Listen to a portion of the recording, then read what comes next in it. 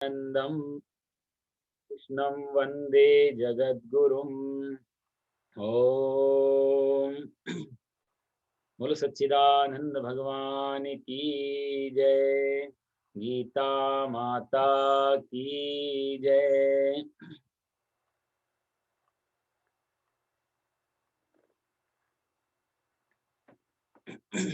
तो पिछली बार हम लोग ये 12वां अध्याय हमारा चल रहा था और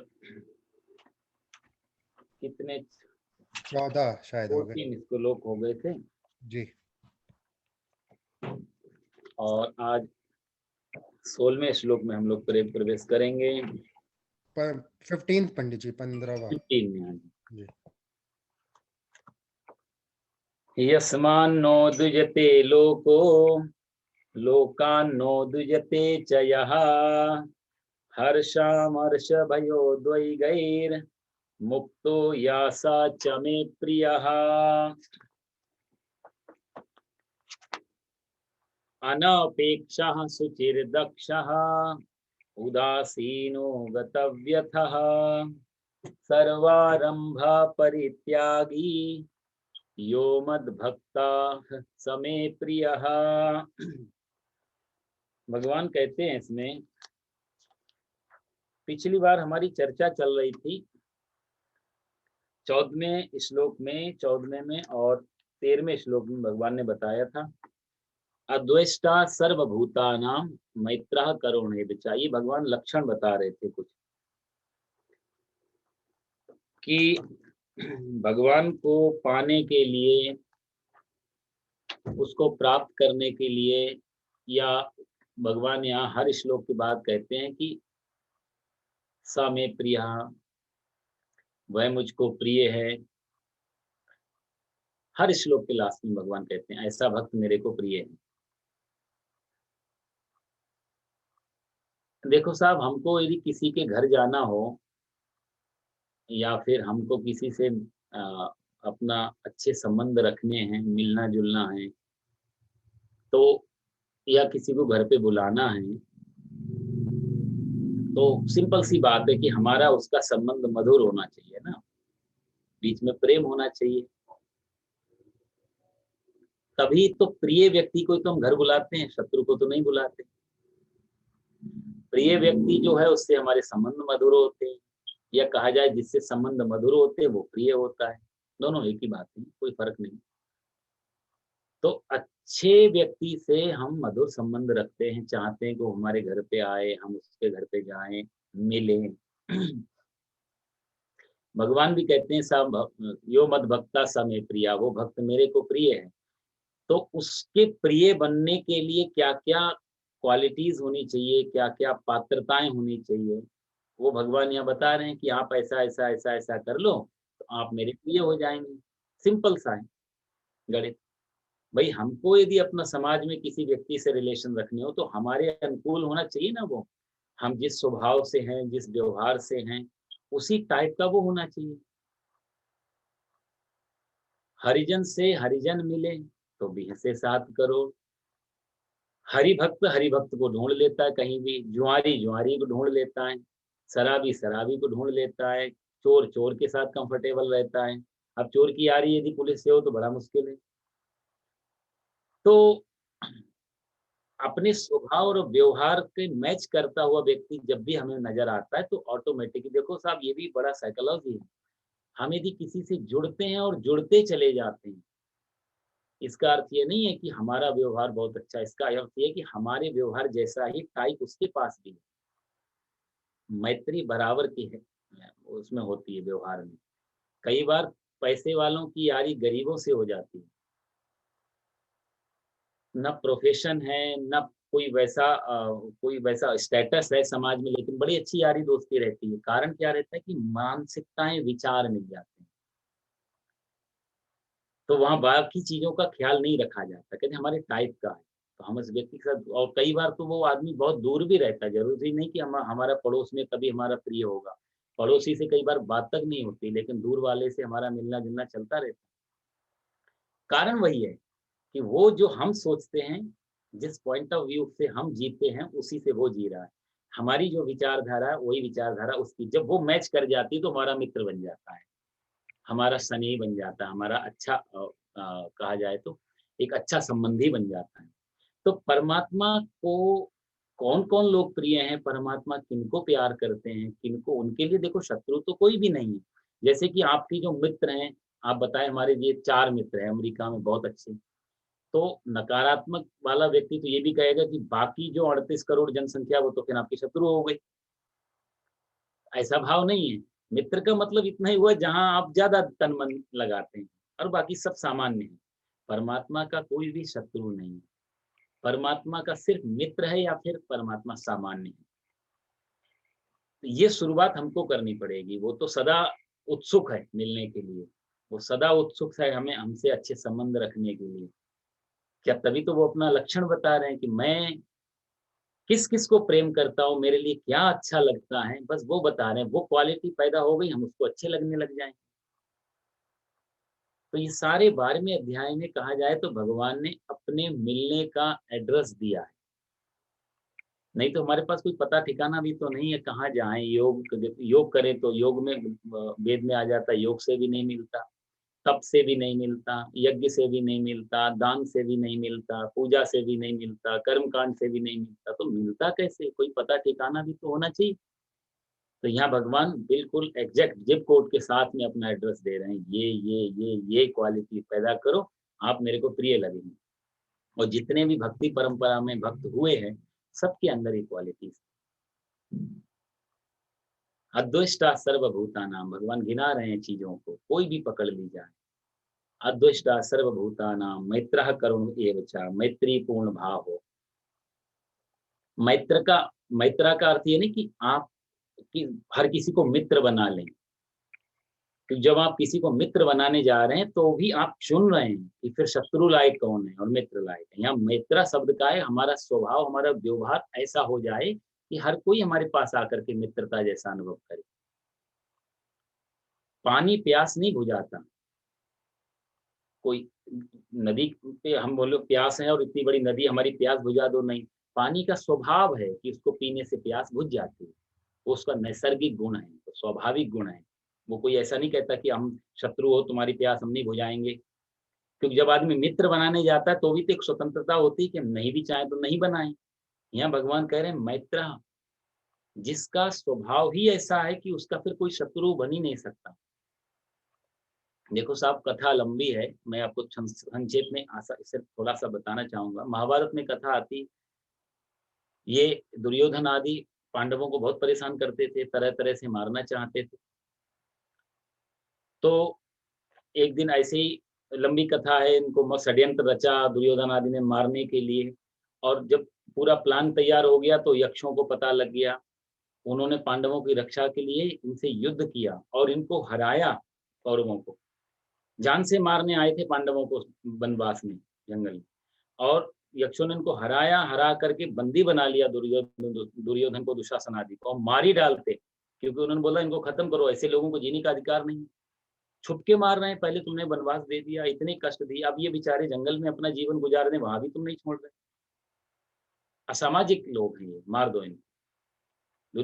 युधिष्ठिर को पता लगा, तो युधिष्ठिर से तुरंत वहाँ गए और उनसे प्रार्थना की कि आपने हमारी जीवन की रक्षा की, इसके लिए धन्यवाद। लेकिन ये इनको छोड़ दो, इनको मारो मत। इनका स्वभाव ऐसा है, इनकी भी गलती नहीं, इनको मालूम नहीं ये लोग क्या कर रहे हैं, इनको छोड़ दो। तो युधिष्ठिर ने वहाँ छुड़वाया और दुर्योधन ने अपने मुँह से युधिष्ठिर को एक नाम दिया है और कहा कि आप अजात शत्रु हैं। ये नहीं कहा आप सबके मित्र हैं, अजात शत्रु हैं आप। मतलब आपका कोई शत्रु है ही नहीं। वो अर्थ है यहाँ मैत्रः करुणेव च, जहाँ कोई शत्रुता ही नहीं बचती, जो मित्रता के लिए अग्रसर नहीं है, उत्सुक नहीं है, जहाँ शत्रुता ही नहीं है जीवन में, वो है मैत्र। तो ये लक्षण जो भगवान ने गिनाए बहुत गहरे-गहरे लक्षण हैं। निर्ममो निरहंकारा, ममता रहित है, अहंकार रहित है, सम दुःखा सुखा क्षमी, दुःख में सुख में जो समान है, सुख जिसको उद्विग्न नहीं करता, दुःख भी जिसको उद्विग्न नहीं करता। भई हम सुख में भी हाइपर होते हैं, दुःख में भी हाइपर होते हैं। सुख भी हमसे नहीं झेला जाता। एक डिग्री तक है कि जहाँ तक हम सुख झेल पाएँगे, एक डिग्री तक है कि हम दुःख झेल पाएँगे, उसके बाद हमारी कैपेसिटी खत्म हो जाती है। दोनों में जो समान है, अक्षमी मतलब क्षमावान है। जहाँ क्षमा निकल रही है, वो ये नहीं कह रहे क्षमा कर दो, जहाँ क्षमा उसका स्वभाव, यहाँ स्वभाव के लक्षण दिए जा रहे हैं, करने के नहीं। यदि हमने देखा कि भगवान ने कहा है शत्रुओं को क्षमा कर दो, तो मैं आज किसी से शत्रुता करूँगा और फिर उसको क्षमा करूँगा, तो ये आर्टिफिशियल हो गया। कि कोई आदमी जो मैंने आपको पहले भी सुनाया है कि परोपकार करना चाहिए। परोपकार का क्या-क्या लक्षण है? लड़के ने पूछा तो टीचर ने कहा कि किसी का छाता गिर गया हो तो उसको उठा के दे दो, किसी का मोबाइल गिर गया तो उठा के दे दो, विदाउट एनी एक्सपेक्टेशन। कोई सड़क पार नहीं कर पा रहा, उसको सड़क पार करा दो। तो लड़का दूसरे दिन टीचर से आया, आज मैंने तीनों परोपकार की, कल आपने जो बताए थे। बोला क्या? बोला कि वो मोबाइल भी मैंने उठा के दिया, छाता भी उठा के दिया और सड़क भी पार कराई। तो बोला फिर लेकिन तू इतना सूझा हुआ क्यों? बोला कि परोपकार करने में सहन भी तो करना पड़ता है, मार भी पड़ी मेरी तीनों से। बोला मारा क्यों उन्होंने? बोला वो मोबाइल नीचे गिरा ही नहीं रहे थे। तो ज़बरदस्ती पहले तो उनका मोबाइल नीचे गिराया, किसी का छाता नीचे गिरवाया और वो बूढ़ी जो है सड़क पार करना ही नहीं चाहती थी, उसको ज़बरदस्ती मैंने पार किया। गुरुजी ने कहा है परोपकार करना चाहिए। तो एक एक होता है बनावटी और एक होता है स्वभाव में। महात्मा बुद्ध के पास कोई निकलेगा, अब देखो ये कहानी मैं पढ़ रहा था कहीं शायद न्यूज़ में ही कि अब्राहम लिंकन एक बहुत अच्छी कोई बहुत इम्पोर्टेंट मीटिंग में जा रहा था। मीटिंग में जाते समय काफ़िला पूरा साथ में है, राष्ट्रपति है, छोटी-मोटी बात नहीं। रास्ते में उसने देखा कि एक सूअर का बच्चा किसी नाली में बैठा हुआ, फँस गया है बेचारा। तो कहते हैं कि उसने कार रुकवाई, पूरा काफ़िला रुका, उतरा और पहले उस सूअर के बच्चे को कीचड़ से निकाला और वहाँ से उसको मुक्त किया, फिर कार में बैठ के मीटिंग में गया। लेट हो गया। लोगों ने कहा कि आप थोड़ा विलंब से हुए। बोला कोई कोई प्राणी, कोई जीव कष्ट में था। उसका कष्ट की निवृत्ति करके आ रहा हूँ, इसलिए विलंब हुआ। क्या फ़र्क पड़ता है कौन से स्टेटस पे बैठे हैं? साहब एक दिन मृत्यु सबको बराबर कर देती है। ये पैसा, ये रूप, ये रंग, ये शकल, ये सूरत, ये स्टेटस, मौत सबको बराबर कर देती है, कोई भेदभाव नहीं रखती। गरीब को भी हार्ट अटैक आता है और मर जाता है और उसी तरीके से शरीर की हालत होती है और अमीर आदमी को भी हार्ट अटैक आएगा और मर जाएगा, शरीर की वही हालत। एक मृत्यु ऐसी चीज़ है जो किसी में भी पक्षपात नहीं करती, जो महात्मा बुद्ध को भी उसी तरीके से आती है, अजामिल को भी उसी तरीके से आती है, अमीर को भी उसी तरीके से आती है, गरीब को भी उसी। उसके बाद हमारे व्यवहार रह जाते हैं, हम गरीब गरीब के शरीर के साथ क्या करते हैं और अमीर के शरीर के साथ क्या करते हैं। अब वो मेमोरियल करना है, वो जो मीटिंग करनी है, बड़ी-बड़ी वो जो क्या चालू रहते हैं, उसके बाद बोलना-चालना, वो अलग पक्ष है। लेकिन मृत्यु, परमात्मा का जो संविधान है, उसमें कोई भेदभाव नहीं, आने का भी और जाने का भी। इसको कहते हैं निर्ममो निरहंकारा समदुःख सुखाक्षमी, दोनों में जो समान रहता है, ऐसे परमात्मा लक्षण गिनाते हैं। संतुष्टा सततम योगी, जो संतुष्ट है हर चीज़ में। तुलसीदास जी कहते हैं गोधन, गजधन और बाजधन और रतन धन खान, जब आवै संतोष धन, सब धन धूरि समान। पुराने समय में गजधन, हाथियों को ज्यादा हाथी होते थे राजा के पास तो बड़ी सेना मानी जाती थी। जैसे आजकल न्यूक्लियर पावर है, मिसाइल्स हैं, रॉकेट सिस्टम है, तो हम कहते हैं ये सुपर पावर है। उस समय हाथी, गजधन, गोधन, गाय जो है वो आर्थिक इकोनॉमी को बढ़ाने वाली होती थी उस समय। जिसके पास जितनी ज़्यादा गाय होती है उतनी अच्छी इकोनॉमी मानी जाती। तो गोधन, बाजधन, बाजी मतलब होता है घोड़ा, जितने ज़्यादा घोड़ा होंगे सेना उतनी ज़्यादा सशक्त होगी। और रतन धन खान, गोस्वामी जी कहते हैं कि रत्न, मणि, खजाने, राजघना घराने खजाने भरे हुए हैं। ये धन भी धन नहीं है। क्या है असली धन? बोले जब आवहि संतोष धन। तो सब धन धूरि समान, जब संतोष रूपी धन आ जाता है तो सारे धन धूल के समान हो जाते हैं। संतुष्टः सततम योगी यतात्मा दृढ़ निश्चया मय्यर पुत्र मनोबुद्धिर यो मद भक्ता समे प्रिय।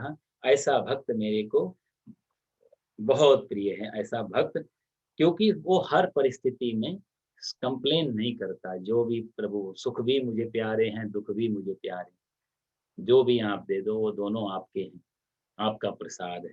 श्रीमद् भागवत में कहते हैं सदा संतुष्ट मनसा सर्वा सुखमया दिशा शर्करा कंटकादिभ्यो यतोपानत पदा शिवम। आदमी के पास सुख और दुख इनको आने से वो रोक नहीं सकता।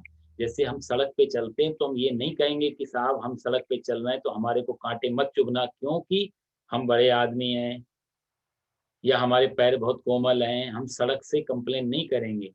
तो बोला सड़क पे कंकड़ और पत्थर तो चुभेंगे, क्या करना चाहिए? तो हर किसी को मालूम है कि कोई भी अनपढ़ से अनपढ़ आदमी भी बोलेगा साहब सड़क को झाड़ू लगाने से अच्छा तुम ही जूते पहन के चलो। कंकड़ कहाँ तक साफ करोगे? चप्पल जूते पहन लो, चुभेंगे नहीं। संतुष्ट सततम योगी, संतुष्ट रूपी जूते पहन के चलता है तो दुख भी आते हैं और विचलित नहीं होता, सुख भी आते हैं तो विचलित नहीं होता। उसी श्रृंखला में भगवान आगे 15वें श्लोक में भी कहते हैं यस्मान नो दुजते लोको दो लोका नो दुजते या, पाने के और रास्ते भगवान बता रहे। देखो साहब, अक्सर ये प्रश्न उठता है कि ये सब जब पढ़ते हैं या वेद पढ़े, वेदांत पढ़े, गीता पढ़े, कर्म कुछ पढ़े, तो हमें लगता है भगवान को पाने का रास्ता बहुत ही कठिन है। इतना तो हमारे पास सुविधा नहीं है, ये तो बहुत कठिन है। परमात्मा को पाने का रास्ता जरा भी कठिन नहीं है। उससे कठिन कठिन रास्ते हम लोग तैयार कर लेते हैं। उससे ज्यादा कठिन जो निर्णय तो हम जीवन में लेते रहते हैं। एक आदमी को डॉक्टर बनना है, 14 साल कितनी मेहनत, 15 साल कितनी मेहनत करके वो बनता है। कितना मेहनत है, वो कोई सरल है रास्ता? किसी भी रास्ते में जाना और सफल होना कोई आसान बात नहीं है। आजकल तो इतनी कंपटीशन है कि बहुत मुश्किल हो गया है किसी, क्योंकि हम पूरी दुनिया के खिलाफ लड़ रहे हैं साहब।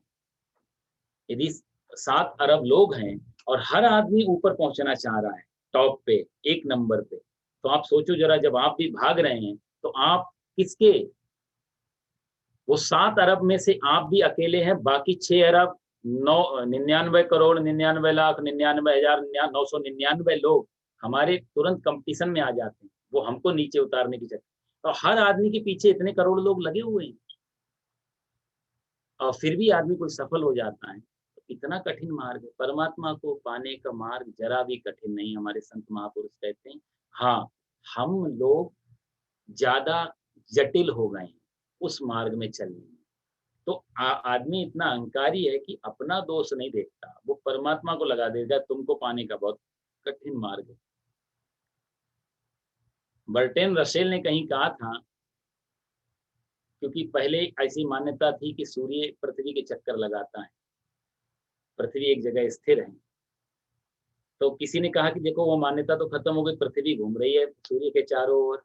तो बर्टेन रसेल ने बोला नहीं, पृथ्वी नहीं, सूर्य ही चक्कर लगा रहा है पृथ्वी के। तो उन्होंने बोला आप अभी भी ये बात करते हो, अब तो सिद्ध हो गया, बाहर अंतरिक्ष यान से सब देख लिया गया, सैटेलाइट से पृथ्वी घूम रही। बोला नहीं नहीं, मैं नहीं मानता। जिस पृथ्वी पर बर्टेन रसेल रहता हो, वो किसी की चक्कर कैसे लगा सकती है? सूर्य को ही लगाना चाहिए। कि मजाक में कहा था उसने, वो ये इनडायरेक्टली कहना चाहता, आदमी इतना अहंकारी है, वो ये भी नहीं चाहता जिस पे मैं बैठा हूँ वो किसी के चक्कर लगाए, उसको सामने वाले को मेरे चक्कर लगाने चाहिए। हम लोग चक्कर लगवा, हम क्यों जाए मिलने, हम क्यों बात करें, हम क्यों फोन करें, हम क्यों सॉरी बोले? उसको ही बोलना चाहिए था, उसको ही आना चाहिए। सारा अहंकार का रास्ता। तो हम इतने जटिल हो गए हैं, हम कहा जाए तो इतने कॉम्प्लिकेटेड हमारा लाइफ है कि हमें परमात्मा का रास्ता बहुत कठिन लगता है। एक्चुअल में परमात्मा का रास्ता बिल्कुल भी कठिन नहीं है, बहुत ही सरल है। हाँ, जैसे कोई आदमी बाहर खड़ा हो जाए और ईस्ट की तरफ से सूर्य भगवान निकले हैं सुबह सुबह के समय, और वो वेस्ट की तरफ मुंह कर ले और वो बोले प्रकाश तो आ रहा है, सूरज का ही प्रकाश है, मैं सूरज को ढूंढने जाता हूँ, कहाँ पे मिलेगा? तो आदमी कहेगा कि सूर्य को तुम्हें यदि पाना है, सूर्य को देखना है, तो तुम्हें तो पूरी पृथ्वी का चक्कर लगाना पड़ जाएगा। और बात भी सही है कि कितना घूमना पड़ेगा उसको तब जाके सामने, और वो भी गारंटी नहीं किस स्पीड से चले कहाँ।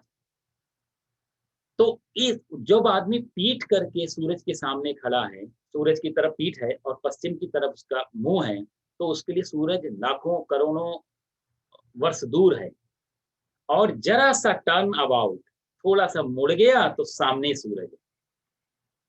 परमात्मा की तरफ हमारी पीठ है, संसार की तरफ मुंह है। इसलिए परमात्मा का मिलना कठिन है। और ऐसा पूरा जीवन क्या, कई जीवन भी भागते रहेंगे तो भी परमात्मा नहीं मिलेगा। जस्ट पीछे मुड़े, क्योंकि वो दूर भी तो नहीं है। कोई भाई कोई दूर डिस्टेंस हो तब तो माना भी जाए कि दूर है। लेकिन जब जब डिस्टेंस है ही नहीं, भगवान 15वें अध्याय में कहेंगे, हृदय से अर्जुन तिष्ठति, अर्जुन मैं सबके हृदय प्रवेश में निवास करता हूँ। तो दूर वाले को खोजना पड़ता है। कितना सरल है, जो बिल्कुल हमारे साथ है, सदा साथ है। मैंने आपको एक बार एक कहानी सुनाई थी। एक आदमी जा रहा है तेजी से, रास्ते में अंधेरा होने को है। वहां एक फकीर की झोपड़ी आती है पेड़ के नीचे। उसने फकीर से पूछा कि अरे मेरे को दिल्ली जाना है, दिल्ली कितनी दूर है?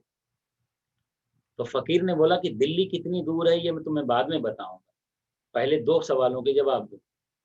तो आदमी बोला कि 2 सवाल? मैं तुमसे पूछ रहा हूँ दिल्ली कितनी दूर है और आप कहते 2। बोला नहीं नहीं, तो फिर और किसी से पूछो, पहले मेरे 2 सवाल को। बोला क्या? बोला पहले तो ये बताओ कि जिधर जा रहे हो उधर ही जाने का विचार है? यदि उधर ही जाओगे तो पूरी पृथ्वी का चक्कर लगा के दिल्ली मिलेगी। और यदि मुड़ने को तैयार हो, वापस आने को तैयार हो, तो पीछे 5 माइल दूर दिल्ली छोड़ के आ गए वहां। तो पहली चीज तो या मुड़ना चाहते हो या नहीं।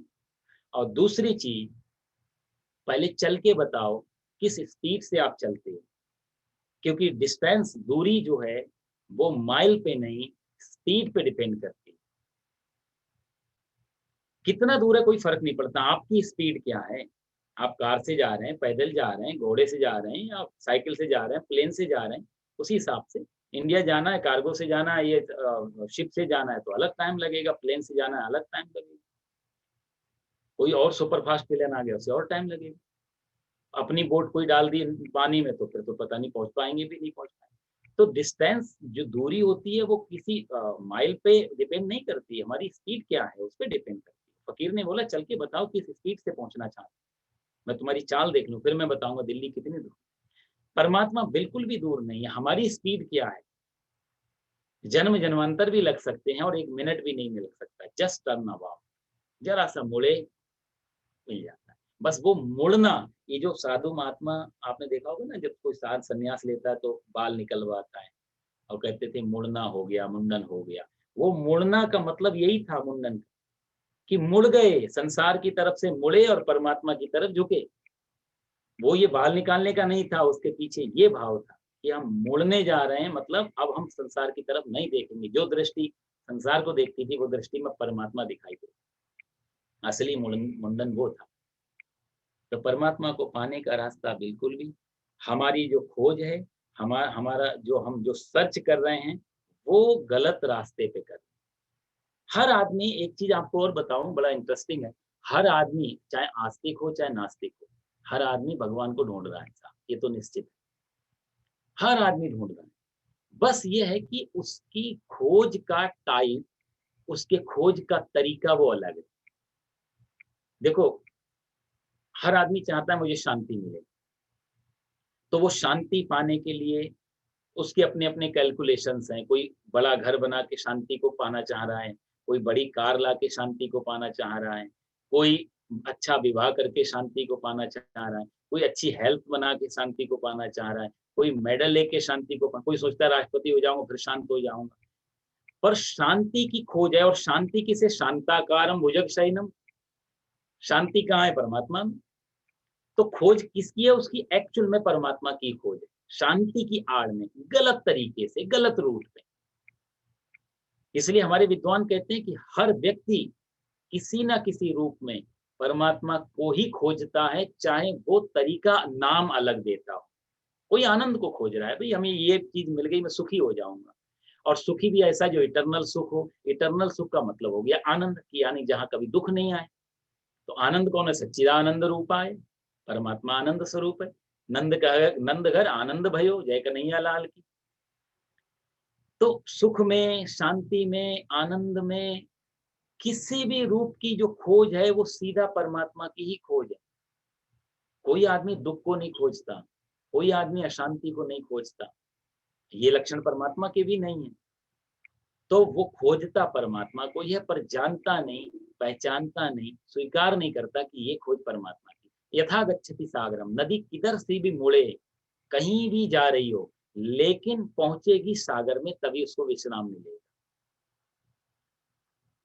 गांव से निकल रही हो, जंगल से निकल रही हो, सड़क से निकल रही हो, गड्ढों से निकल रही हो, झील बन के आगे कुछ भी बन रही हो, कोई शेप बन जाए, कोई रास्ता, पर यदि नदी है और चल रही है, उसका मतलब यही है कि रुकेगी जाके समुद्र में, वहीं उसको विश्राम मिलेगा। हर मनुष्य की खोज परमात्मा की खोज है, उसको मालूम नहीं होता कि मैं परमात्मा को खोज रहा हूँ। यदि उसको सीख सीख मालूम पड़ जाए कि ये सारे गुण जो मैं खोज रहा हूँ, ये उसी एक जगह मिल जाएंगे, तो फिर वो बाकी चीजों में ध्यान नहीं लगाएगा। भगवान यहाँ कहते हैं यस्मान नो दुजते लोको लोका नो दुजते या। यहाँ भगवान कुछ और लक्षण बता रहे हैं, कुछ और तरीके बता रहे हैं, क्या क्या क्वालिफिकेशन होनी चाहिए। तो भगवान कहते हैं यस्मान नो, यस्मान मतलब यस, जिससे लोकः संसार में, न दुजते कोई उद्विग्न नहीं होता, जिससे कोई उद्विग्न मतलब किसी के कारण, हमारे कारण कोई आदमी परेशान नहीं होता, हाइपर नहीं होता, किसी को कहा जाए उत्तेजित नहीं होता वो हमारे कारण, ऐसा व्यक्ति। और यह जो स्वयं भी किसी भी प्राणी से उद्विग्न नहीं होता, लोकान्नो दुजते चाया, हमारे कारण किसी को प्रॉब्लम नहीं होती और किसी के कारण हमें प्रॉब्लम नहीं होती, दोनों भगवान ने बात रख दी।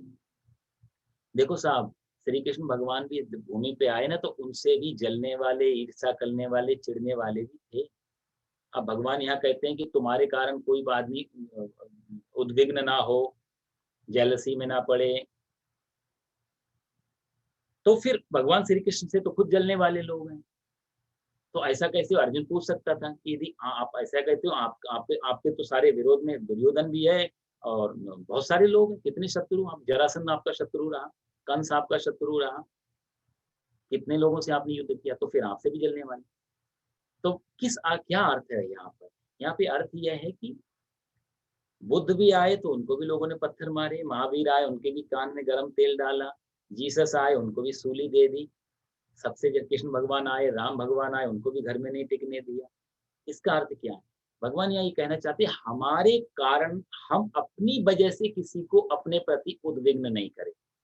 सामने वाला हो रहा हो तो हो रहा हो, वो उसका स्वभाव है। हमारे कर्मों में, हमारे स्वभाव में ऐसा ना हो कि हम उसको इनवाइट करें कि तुम हमसे जेलसी करो, तुमसे चिढ़ो, तुम हमसे हाइपर हो जाओ, हमारी वजह से, हमारे स्वभाव कर्म से, ये अर्थ है। और जब हमारे कारण कोई आदमी उद्विग्न नहीं होता, हम ऐसा स्वभाव बना लेते हैं, तो दूसरे के गलत स्वभाव के कारण हम भी उद्विग्न नहीं, क्योंकि मालूम है गलती उसकी है, हम क्यों अपने आप को सजा दें। भगवान कहते हैं कि यस्मान नो दुजते लोको लोका नो दुजते या, कोई तुम किसी के कारण मत बनो, किसी को उद्विग्न करने के, और किसी को अपना कारण मत बनाओ, किसी को ऐसा रिमोट मत दो अपना कि वो जब चाहे आपको क्रोधित कर दे, जब चाहे आपको परेशान कर दे, जब चाहे आपको दुखी कर दे, तो फिर हमारी क्या वैल्यू रह गई। तो हमारे कारण कोई दुखी ना हो और किसी के कारण हम दुखी ना हो, दोनों एक ही बात है। जब हमारे कारण कोई दुखी नहीं होता, तो फिर हम किसी के कारण भी हम भी दुखी नहीं होते। महात्मा बुद्ध जा रहे हैं, कोई आदमी गाली देता है, उनको नहीं परेशान, देता रहता है, थक जाता है, क्षमा मांगने आता है, क्षमा मांगने आता है, प्रभु क्षमा कर दो, मैंने आपको कल बहुत गालियां दी, आप तो मुस्कुराते रहे, मेरे को क्षमा कर दो। बुद्ध ने बोला देख, तूने जब गालियां देना शुरू किया था दोपहर में, उससे थोड़ी देर पहले मैं एक गांव में था और वहां पर एक आदमी मेरे लिए बहुत सारी मिठाइयाँ और फूलों के हार वगैरह लाया। मैं मिठाइयाँ खाता नहीं, फूलों का हार पहनने का शौक नहीं, तो मैंने उसका हार स्वीकार नहीं किया और मिठाइयाँ भी स्वीकार नहीं की। अब तू बता उन मिठाइयों का और हार का क्या हुआ होगा? तो वो व्यक्ति ने बोला फिर हुआ क्या? यदि आपने स्वीकार नहीं किया तो वो अपने साथ ले गया होगा वापस। बुद्ध बोले बस यही गणित है मेरा। उसके हार और उसकी मिठाइयाँ स्वीकार नहीं की तो उसके पास वापस पहुँच गई। तेरी गालियाँ भी मैंने स्वीकार नहीं की तो तेरे पास रह गई। मैं उसका यदि हार स्वीकार कर लेता तो तेरी गालियाँ भी स्वीकार करने के लिए मजबूर होना पड़ता। मैं स्वीकार नहीं करता, मैं तुम्हारा गुलाम नहीं हूँ, मैं तुम्हारा स्लेव नहीं हूँ। यस्मान नो दुजते लोको लोका नो दुजते या। आप बताओ, ऐसी जब स्वभाव व्यवहार हो तो महात्मा बुद्ध का कौन फिर शत्रु? और फिर महात्मा बुद्ध किससे परेशान हो? अपने से जब किसी को परेशान नहीं करते साहब, हम तभी दूसरे से परेशान होते हैं जब हम भी कहीं ना कहीं किसी न किसी को परेशान कर चुके होते हैं या वो प्रवृत्ति होती है। भगवान कहते हैं कि एक भी कड़ी यदि सुलझा लिया, दूसरी कड़ी अपने आप सुलझ जाएगी। यस्मान नौ दुजितो लोके लोका नौ दुजिते, या चाहे हर्षामर्ष भयो दो। यहाँ भगवान दूसरी लाइन में कहते हैं हर्ष और अमर्ष दोनों से जो पार है, दोनों हर्षा मर्ष भयो दुई गए। हर्ष क्या? हर्ष जो है खुशी के लिए, हमारी प्रसन्नता, और अमर्ष हर्ष में और अमर्ष में, प्रसन्नता में और दुख में, दोनों में जो समान हो जाता है। तो साहब, हम दूसरे के हर्ष का मतलब ये हुआ कि हम जो चाहते हैं वैसा होता रहे तो हम खुशी, और जो हम नहीं चाहते वैसा नहीं हो तो हम सुखी, जो हम चाहते हैं वैसा नहीं हो तो हम दुखी। यही तो हर्ष हुआ। तो इसका अर्थ हुआ कि और दूसरे के कारण, यहाँ भगवान दूसरे को भी ले रहे हैं कि यस्मानो दुजते लोको, संसार को भी ले रहे हैं भगवान। तो हर्ष और अमर्ष में एक थोड़ा फर्क होता है, इसको हम थोड़ा उल्टा समझ लें।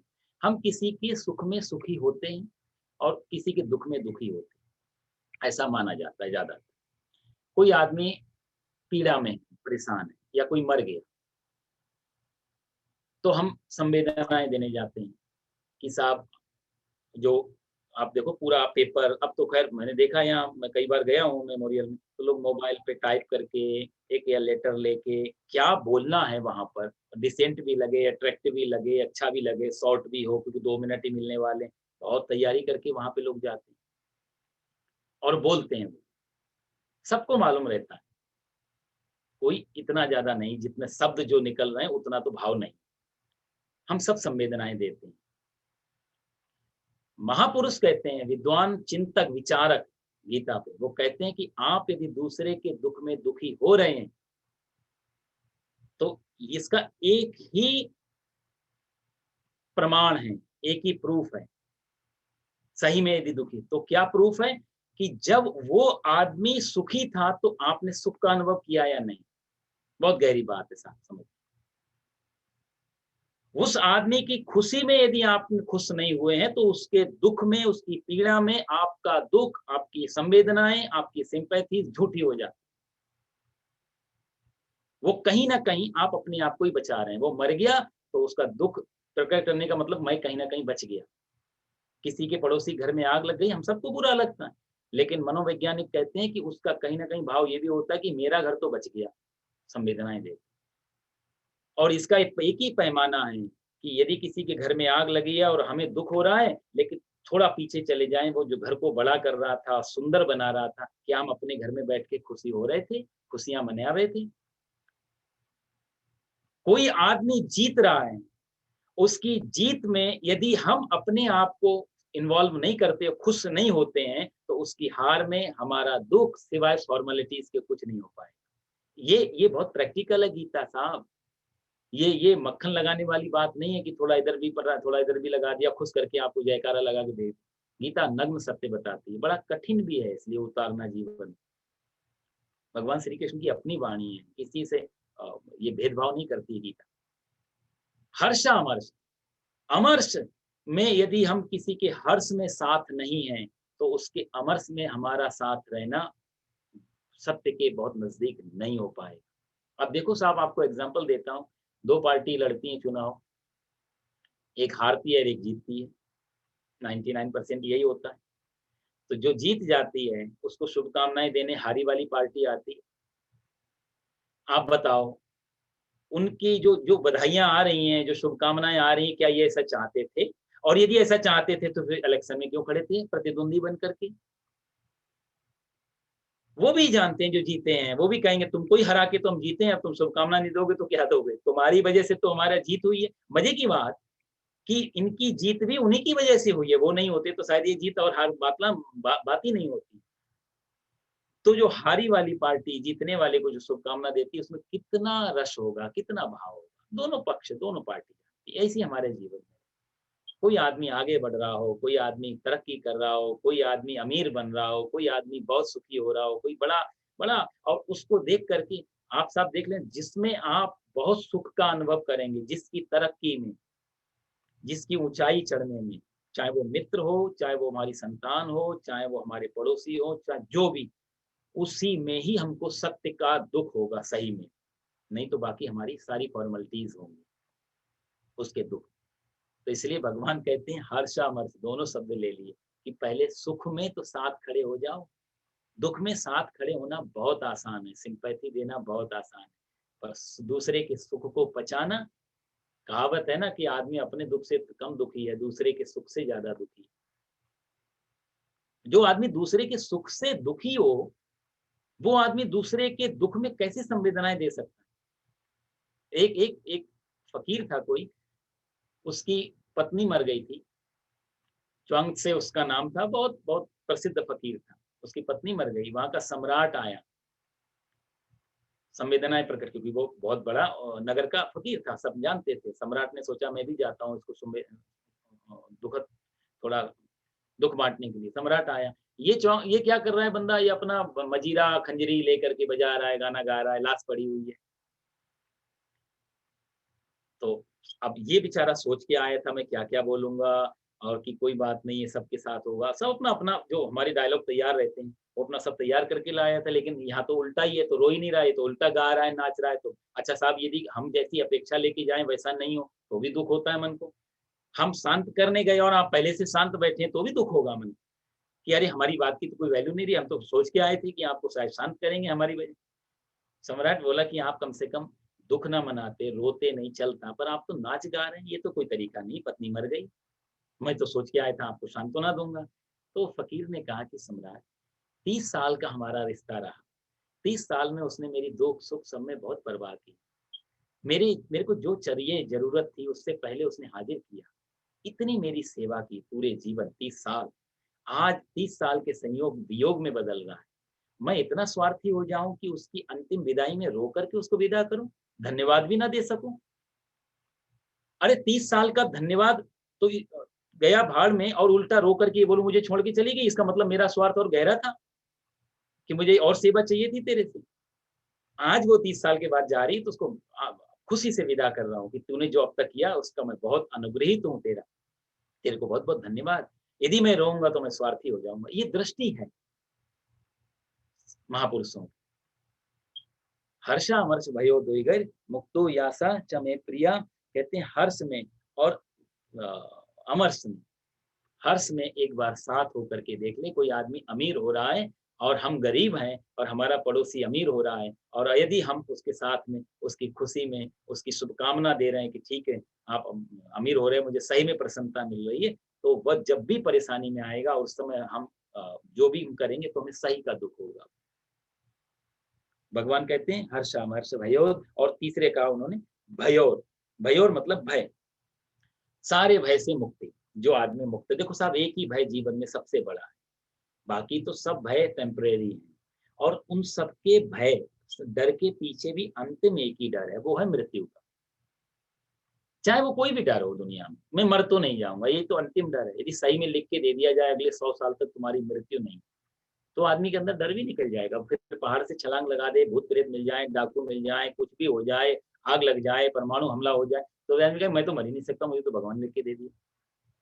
तो जितने भी डर है ना दुनिया में, एक ही डर है अंतिम, वो है मृत्यु का। वो कई रूपों में हमें सताता रहे, मैं मर तो नहीं जाऊंगा। भगवान कहते हैं भयोर दुईगर, जो इस भय से भी निकल जाता है, मुक्तो यासा चमे प्रिया, ऐसा भक्त मेरे को बहुत प्रिय है।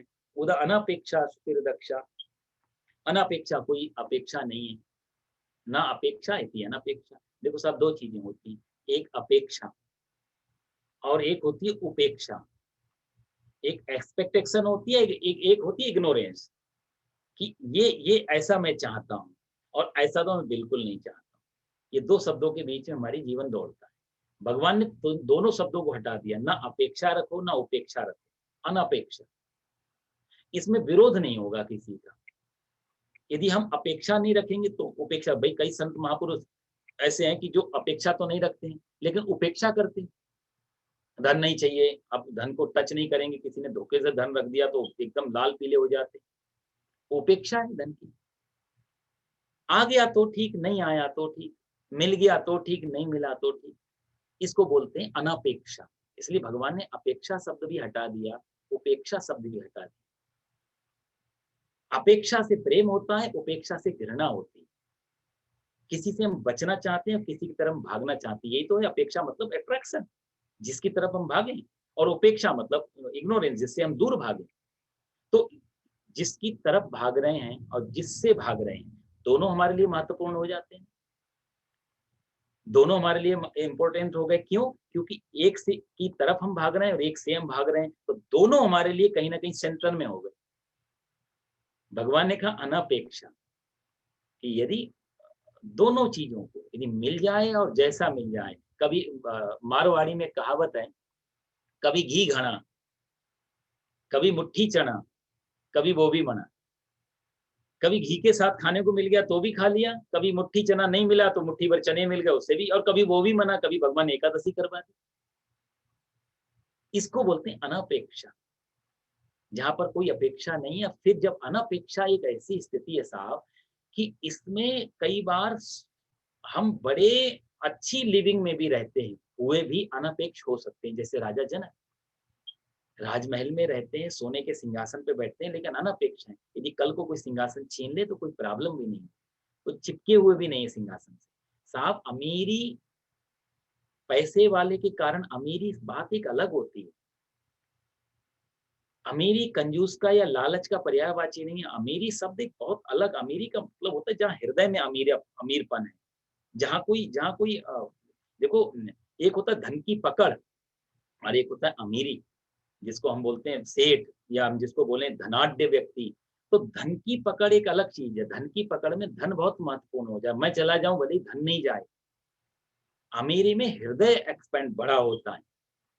और अमीर आदमी झोपड़ी में वाला भी अमीर हो सकता है, और कई बार बड़ी बड़ी कोठी कार में बैठने वाला भी व्यक्ति दरिद्र हो सकता है। अमीरी बात बिल्कुल अलग रहती है, जहाँ धन की पकड़ खत्म हो जाए, धन की गुलामी खत्म हो जाए, धन की चौकीदारी खत्म हो जाए। हम जो अमीरों को लेके चलते हैं कैलकुलेशन, जो आदमी बचाए जा रहा है इकट्ठा, और उसकी चौकीदारी कर रहा है, सारा जीवन चौकीदारी कर रहा है। एक कंजूस आदमी को पता चल गया मैं मरने वाला हूँ, उसको सपने में आया मेरा धन सब लूट ले जा रहे हैं, बड़ी मुश्किल से कमाया, अभी तो लोग लूट ले जाएंगे। तो बेचारे ने सारा सोना खजाना अपना पोटली में भरा और बोला मैं इसको अपने साथ ले जाऊंगा, किसी को मेरी मेहनत पे मैं राज नहीं करने दूंगा। क्या करूं? तो मरने का तरीका सोचा, तो बोला समंदर में जाके डूब के मर जाता हूँ पोटली ले जाके। तो समंदर के किनारे गया, नाव खड़ी थी वहां पर, एक बोट वाले से कहा भैया मेरे को तुम 2 4 5 7 किलोमीटर अंदर ले जाके धक्का मार सकते हो क्या, मैं मरना चाहता हूँ अपने धन के साथ में, मैं किसी को शेयर नहीं करूंगा। नाविक ने सोचा कि ये तो बहुत बढ़िया मौका है, बोला हाँ बिल्कुल, कितने रुपए लोगे? तो उसने बोला कि 2 रुपए लेंगे, उसमें पुराना जमाना। बोला 2 रुपए लोगे, ठीक है। 2 रुपए की सौदा तय हो गया, नाव में बैठ गया, अंदर ले गया बहुत गहरी झील में, जहाँ खूब। जब गहरी झील में देखा कि यहाँ बचने का कोई चांस नहीं, तो उसने कहा एक अंतिम प्रार्थना है तुमसे। बोला क्या? बोला मरते हुए आदमी की एक इच्छा भी पूरा नहीं करोगे? नाविक बोला क्या अंतिम इच्छा है? बोला 2 रुपए जो तुमने मांगे वो तो छोड़ दो कम से कम। मैं पैसा नहीं दे सकता हूँ, मैं बचूं या नहीं बचूं, 2 रुपए तो छोड़ दो। नाविक ने बोला चल छोड़ा तेरे लिए, कल तो डूब तो सही, अब जो धन का हुआ होगा सो हुआ होगा। तो ये अमीरी नहीं है, जहाँ धन की पकड़ ना हो। आ गया तो मिलियन बिलियन आ जाए, नहीं आया तो फिर कोई बात। धन हमारी वीकनेस ना बन जाए, असली अमीरी वो है जहाँ धन के हम मालिक हों, जहाँ धन को हम जैसे चाहें वैसे ट्रीट करें, वैसे उसका उपयोग करें। तो इसलिए, और मजे की बात, कंजूस आदमी धन का उपयोग भी नहीं कर पाता, वो उसकी रक्षा में लगा रहता है। अमीर आदमी धन का उपयोग कर लेता है ठीक ठीक, उसके पास चौकीदारी होती है कंजूस के पास में, और अमीर आदमी उसको एंजॉय करता है धन। तो अमीरी बहुत अलग चीज है। अमीरी का मतलब पैसा वैसा ज्यादा होना उससे नहीं होता। अमीरी एक हृदय का मामला है। भगवान कहते हैं अनपेक्षा सुचिर दक्षा, उदासीनो गतव्य था। जो अनपेक्ष है, जो जो जैसा मिल जाए, जैसी परिस्थिति आ जाए। सुदामा जी को देखो साहब, सुदामा जी के घर में 3 दिन से भोजन नहीं बना, बच्चे भूखे बैठे हैं। पत्नी को कह दिया मांगना नहीं, वो चाहता है कि मैं थोड़े दिन उपवास करके देखूं, तो वो भी करके देखो। मारेगा तो नहीं, जब जब जब दांत नहीं तब दूध दियो, अब दांत दिए तो भोजन भी देगा, कहीं ना कहीं से व्यवस्था करेगा उसकी।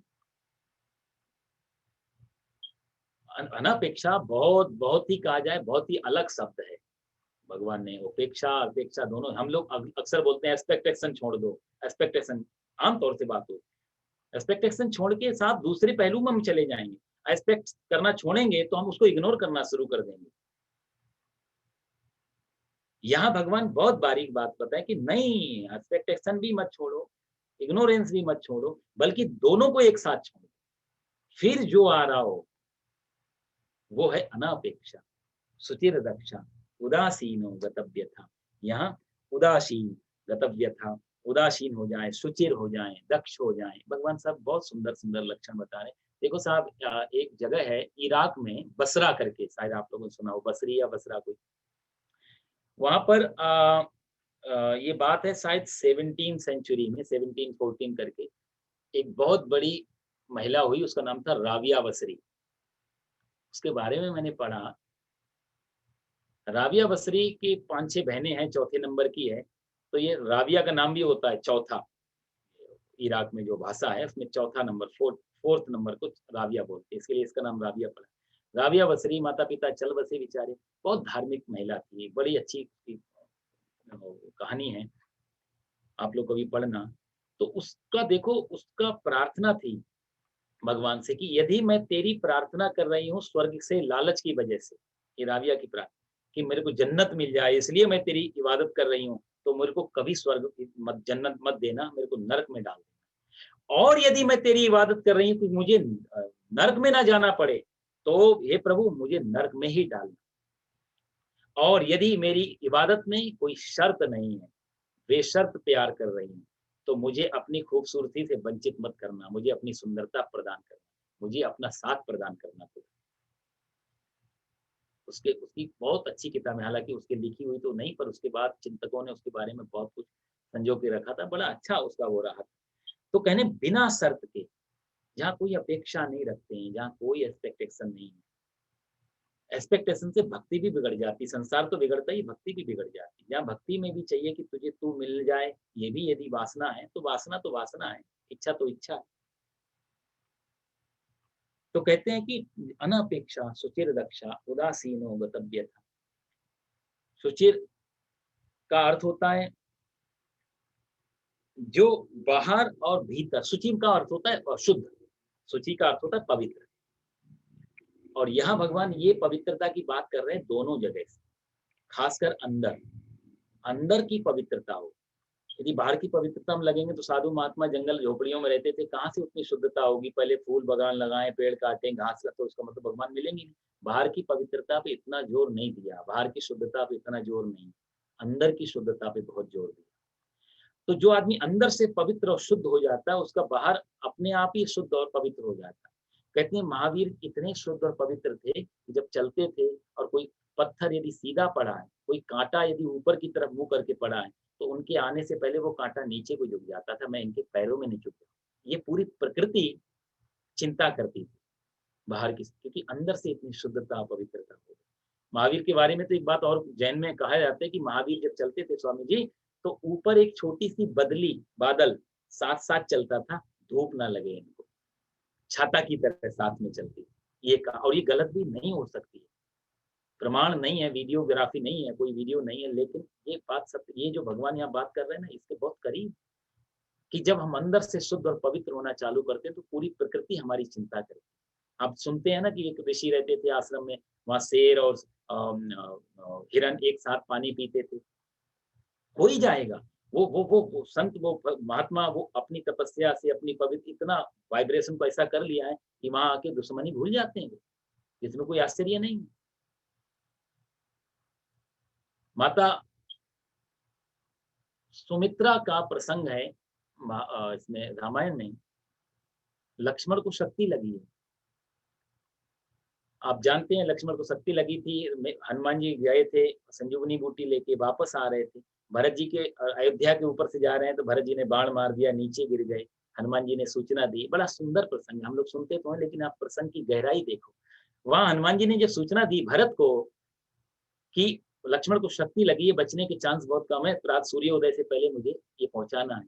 तो लक्ष्मण जी बहुत विलाप करते हैं। मानस की जो चौपाइयां हैं, जो लक्ष्मण जी भरत जी अपने आप को कोस रहे हैं, ये सब मेरी वजह से हुआ। मैं नहीं होता तो मेरी माँ की मति भी ऐसी नहीं होती। मेरी वजह से मेरी माँ कैकेयी की मति ऐसी हुई। न भैया राम को वनवास जाना पड़ता, न लक्ष्मण को शक्ति लगती, न पिता की मृत्यु होती, न हम अनाथ होते, न अयोध्या अनाथ हो। सबकी जड़ में मैं हूँ। कितना अपने आप को कोस। माता सुमित्रा को पता लगा कि तुम्हारे बेटे को शक्ति लग गई है, बचने के चांस कम है। तो आप देखिए वहां पर माता सुमित्रा ने हनुमान से एक प्रश्न किया कि हनुमान, शक्ति लगी वो तो ठीक है, पर मुझे एक बात का सत्य सत्य बताना, शक्ति छाती में लगी कि पीठ में लगी? इसका क्या मतलब हुआ माँ? बोला नहीं, पहले मुझे बताओ शक्ति छाती में लगी या पीठ में लगी? बोला माँ छाती में लगी थी, सामने से वार हुआ है।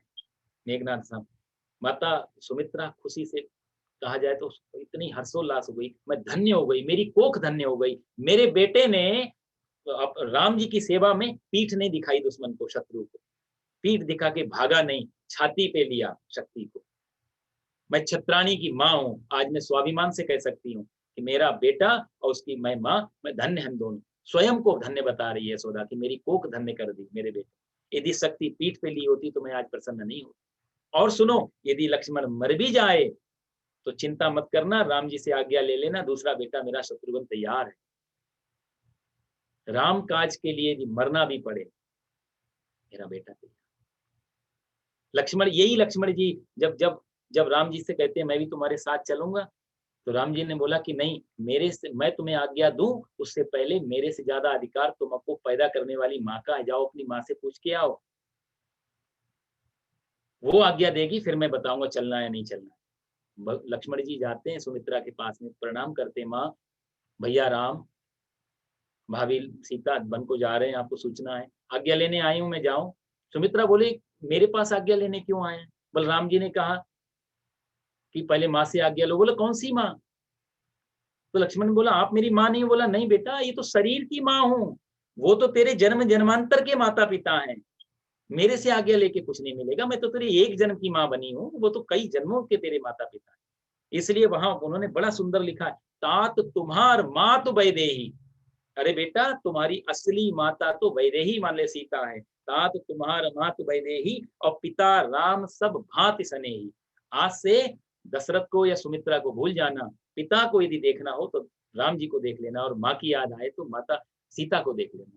और ये देखो लक्ष्मण जी का पूरे जीवन का चरित्र, ये तो खैर गीता का टॉपिक चल रहा है, लेकिन कभी उसमें बोलना पड़े, आप देखो कितने सुंदर भाव हैं। पूरे जीवन ये मर्यादा लक्ष्मण जी ने रखी है। जब जब जब जटायु ये जो रास्ते में भगवान जा रहे हैं वन में, और केयूर और कंकण सीता माता ने फेंक दिए थे पुष्पक विमान से रावण के साथ जाते समय जंगल में, और वो मिल गए और वो दिखाए गए कि ये कंकड़ और केयूर है, क्या सीता माता के ही हैं? तो लक्ष्मण से पूछा गया कि ये कंकड़ है, केयूर को पहचानते हो, ये सीता के हैं या नहीं है? लक्ष्मण ने हाथ जोड़ लिए, ना हम जानामि केयूरे, ना हम जानामि कंकणे, नूपुरे तो भी जाना भी नित्यम पादाभिवंदनम। लक्ष्मण जी कहते हैं मैं नहीं जानता केयूर किसे बोलते हैं और कहाँ पहना जाता है और क्या क्या है, और माता का है, मैं नहीं जानता कंकड़ किसका है, लेकिन नूपुरे तो भी जान, नूपुर को पहचानता हूं, ये पक्का माता सीता का है। क्यों? नित्यम पादाभिवंदनम, रोज उनके चरणों की सेवा करता था, इसलिए नजर जाती थी। दृष्टि उठा करके भी नहीं देखा कि माता ने कौन सा केयूर पहना है, कौन सा कंकड़ पहना। ये मर्यादा, ये सम्मान। तो जहां ऐसा स्वभाव हो उसकी माता, तो कितनी धन्य होगी।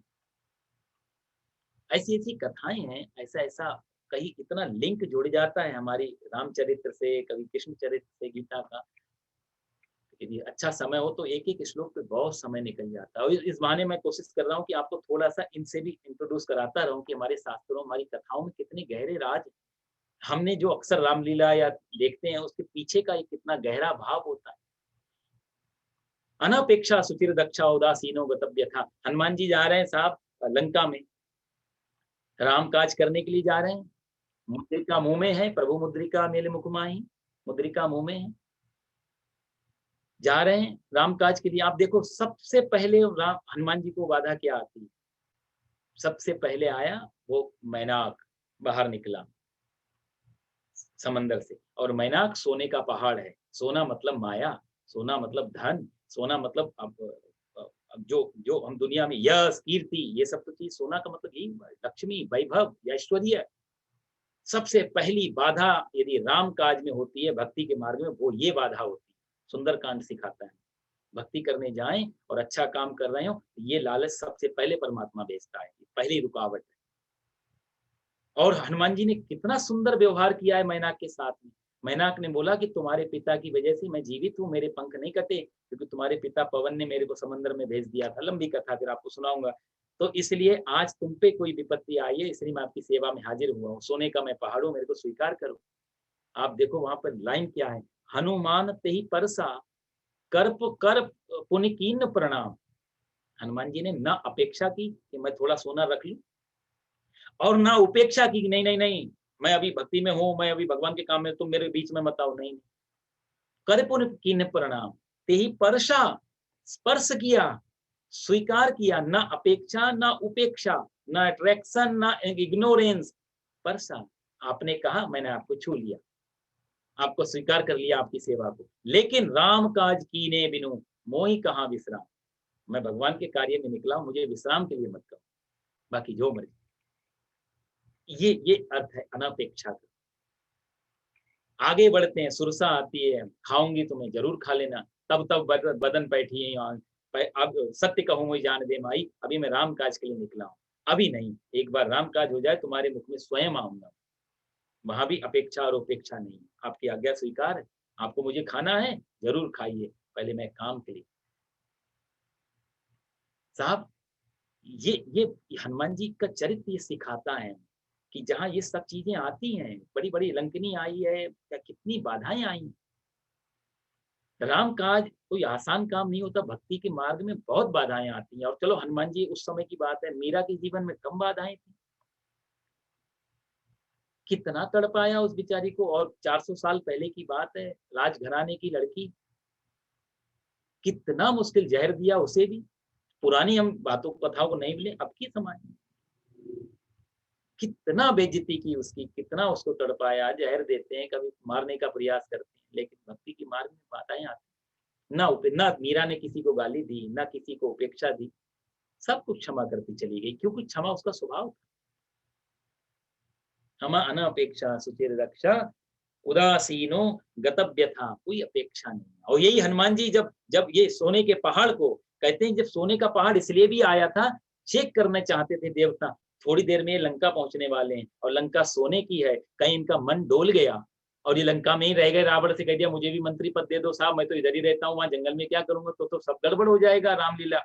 तो पहले चेक करने के लिए सोने का पहाड़ भेजा। जब हनुमान जी ने सोने के पहाड़ का कोई महत्व तो नहीं समझा, तो जिसको सोने का पहाड़ नहीं रोक पाया, उसको सोने की किवाड़ क्या रोक पाएगी। तो इसलिए देवताओं ने कह दिया कि अब तुम्हें लंका में कोई डर नहीं है, राम काज तुम करी हो, तुम बल बुद्धि निधान, आपसे राम काज जरूर होगा, क्योंकि आपको किसी भी चीज की अपेक्षा नहीं रही। यही हनुमान जी को बांध के जब रावण के सामने प्रस्तुत किया है, आप देखो साहब, जिन्होंने अक्षय कुमार को थोड़ी देर पहले मारा, पूरा समुद्र लांग दिया, इतने बड़े बड़े काज किए, वहां लाइन क्या गोस्वामी जी डाल रहे हैं, मारे ही चरण दे ही बहु हासी। बच्चे इनको लात मार रहे हैं हनुमान जी को, सब इन पे हंस रहे हैं, बंधे हुए चुपचाप से बैठे, किसी पे क्रोधित नहीं, क्योंकि बोलते हैं अपमान मेरा तब हो ना जब मैं हूं, मैं तो राम का दूत हूँ, मैं तो राम का सेवक हूँ। सेवक का अपमान तो कोई अपमान नहीं होता, ये तो हमारे स्वामी, मेरी तारीफ कोई तारीफ नहीं, मेरा अपमान कोई अपमान नहीं, मैं तो उनका रामदूत। लोग बच्चे उनको पैर मारते हैं, चरण दे ही मारे ही चरण, वो चाहते तो 1 मिनट में तोड़ देते, सबको बराबर कर देते, लेकिन चुपचाप से हनुमान जी बैठे। ये विनम्रता, ये क्षमाशीलता, ये अनपेक्षा, ये जब हम पढ़ते हैं इनको गहराई से, तब ये समझ में आती है कि क्यों पाठ करना चाहिए इन सब चीज़। बहुत गहरे देखो साहब, इतना इतना द्वंद भरा है सारे कांड में। इस कांड का नाम हनुमान कांड होना चाहिए देखा जाए तो इसमें हनुमान का चरित्र है पूरा, लेकिन हनुमान चरित्र का हनुमान कांड नहीं दिया गोस्वामी जी ने, सुंदर कांड नाम दिया। बाकी सातों कांड में सबसे सुंदर है ये, इसमें बहुत कुछ सीखने को मिल जाता है। भक्ति कैसी होनी चाहिए, स्वभाव कैसा होना चाहिए, व्यवहार कैसा होना चाहिए, प्रभु के काम में लगे हो तो कैसा अपना एटीट्यूड होना चाहिए, इसमें सिखाया जाता है। कहा जाए कि ये सुंदरकांड समझ में आ गया तो पूरा रामचरित समझ में आ जाए। इसलिए आप देखो हर घटना का नाम दिया। अरण्य का भगवान वन में है तो अरण्य कांड, भगवान किष्किंधा में है तो किष्किंधा कांड, भगवान लंका में है तो लंका कांड, लेकिन हनुमान जी का चरित्र जब गाने का नंबर आया तो सुंदर कांड। अनपेक्षा सुचिर रक्षा उदासीनो गतव्यथा, कहते हैं कि अनपेक्ष जो है और चिंता नहीं करता, और उदासीनो गतव्य सुचिर रक्षा, जो अंदर और बाहर दोनों से तरह से शुद्ध है, पवित्र है। अंदर से जो पवित्र था, आप देखो अंदर से पवित्र और बाहर से पवित्र दोनों फिर एक हो जाते। दो पवित्र चीजें मिलकर के महापवित्र नहीं बनती। आप इस बात को समझना। आप सोचिए कि दो पवित्र चीजें मिला दें तो महापवित्र नहीं, अशुद्ध हो जाते। शुद्ध दूध है, प्योर शुद्ध दूध, शुद्ध दूध में शुद्ध पानी मिला के क्या वो दूध और शुद्ध बनेगा या अशुद्ध हो जाएगा? शुद्ध दूध में शुद्ध पानी मिला करके भी दूध शुद्ध, दोनों की शुद्धता खराब, ना पानी शुद्ध बचा ना दूध शुद्ध बचा। असली यदि शुद्ध दूध में शुद्ध दूध मिलाया जाएगा तभी। तो दो शुद्ध चीजें यदि विपरीत हैं तो भी मिलकर के अशुद्धि का निर्माण कर देते हैं। यहाँ भगवान कहते हैं सुचिर दक्षा, अंदर से पवित्र यदि हैं तो बाहर की पवित्रता मिल जाएगी, तब एक हो जाएंगे, उसको कहते हैं सुचि। दक्षा, दक्ष का मतलब होता है कि जो जो अलर्ट है, हर समय सावधान है, दक्षः। उदासीन, उदासीन है। गतव्यथा, जो गतव्यथा का अर्थ होता है व्यथा से रहित। गत व्यथा, व्यथा मतलब जो हमारी पीड़ा है, जिसकी चली गई है, व्यथा रहित। देखो साहब, हमको कोई मिले, आपको मिले, हम एक दूसरे से पूछते हैं अपने बारे में कुछ सुनाओ, मतलब हमसे कहते हैं आप अपनी कथा सुनाओ, ये तो कहना चाहते हैं अपने बारे में बताओ, कौन है, कहाँ रहते हो, क्या करते हो, अपनी कथा सुनाओ। तो जब भी हम या हमारे को कोई अपने बारे में सुनाता है तो कथा कम लगती, व्यथा ज्यादा लगती। कथा तो कोई कोई सुनाता है, अपनी अच्छी बातें बहुत कोई, बहुत कम, अपनी व्यथाएं ज्यादा सुना रहे, क्या करें, चल रहा है, बड़ी मुश्किल होती है नौकरी में, यहाँ है वो। हमारी कथा व्यथा बन जाती है और परमात्मा की व्यथा कथा बन जाती है। मजे की बात यही अंतर है भगवान में और हम में। हमारी कथा भी व्यथा की फीलिंग देती है और परमात्मा की व्यथा भी हमको कथा की फीलिंग देती है। भगवान कहते हैं गतव व्यथा, जिसकी व्यथा चली गई। जब व्यथा जाएगी तो सिर्फ कथा बचेगी।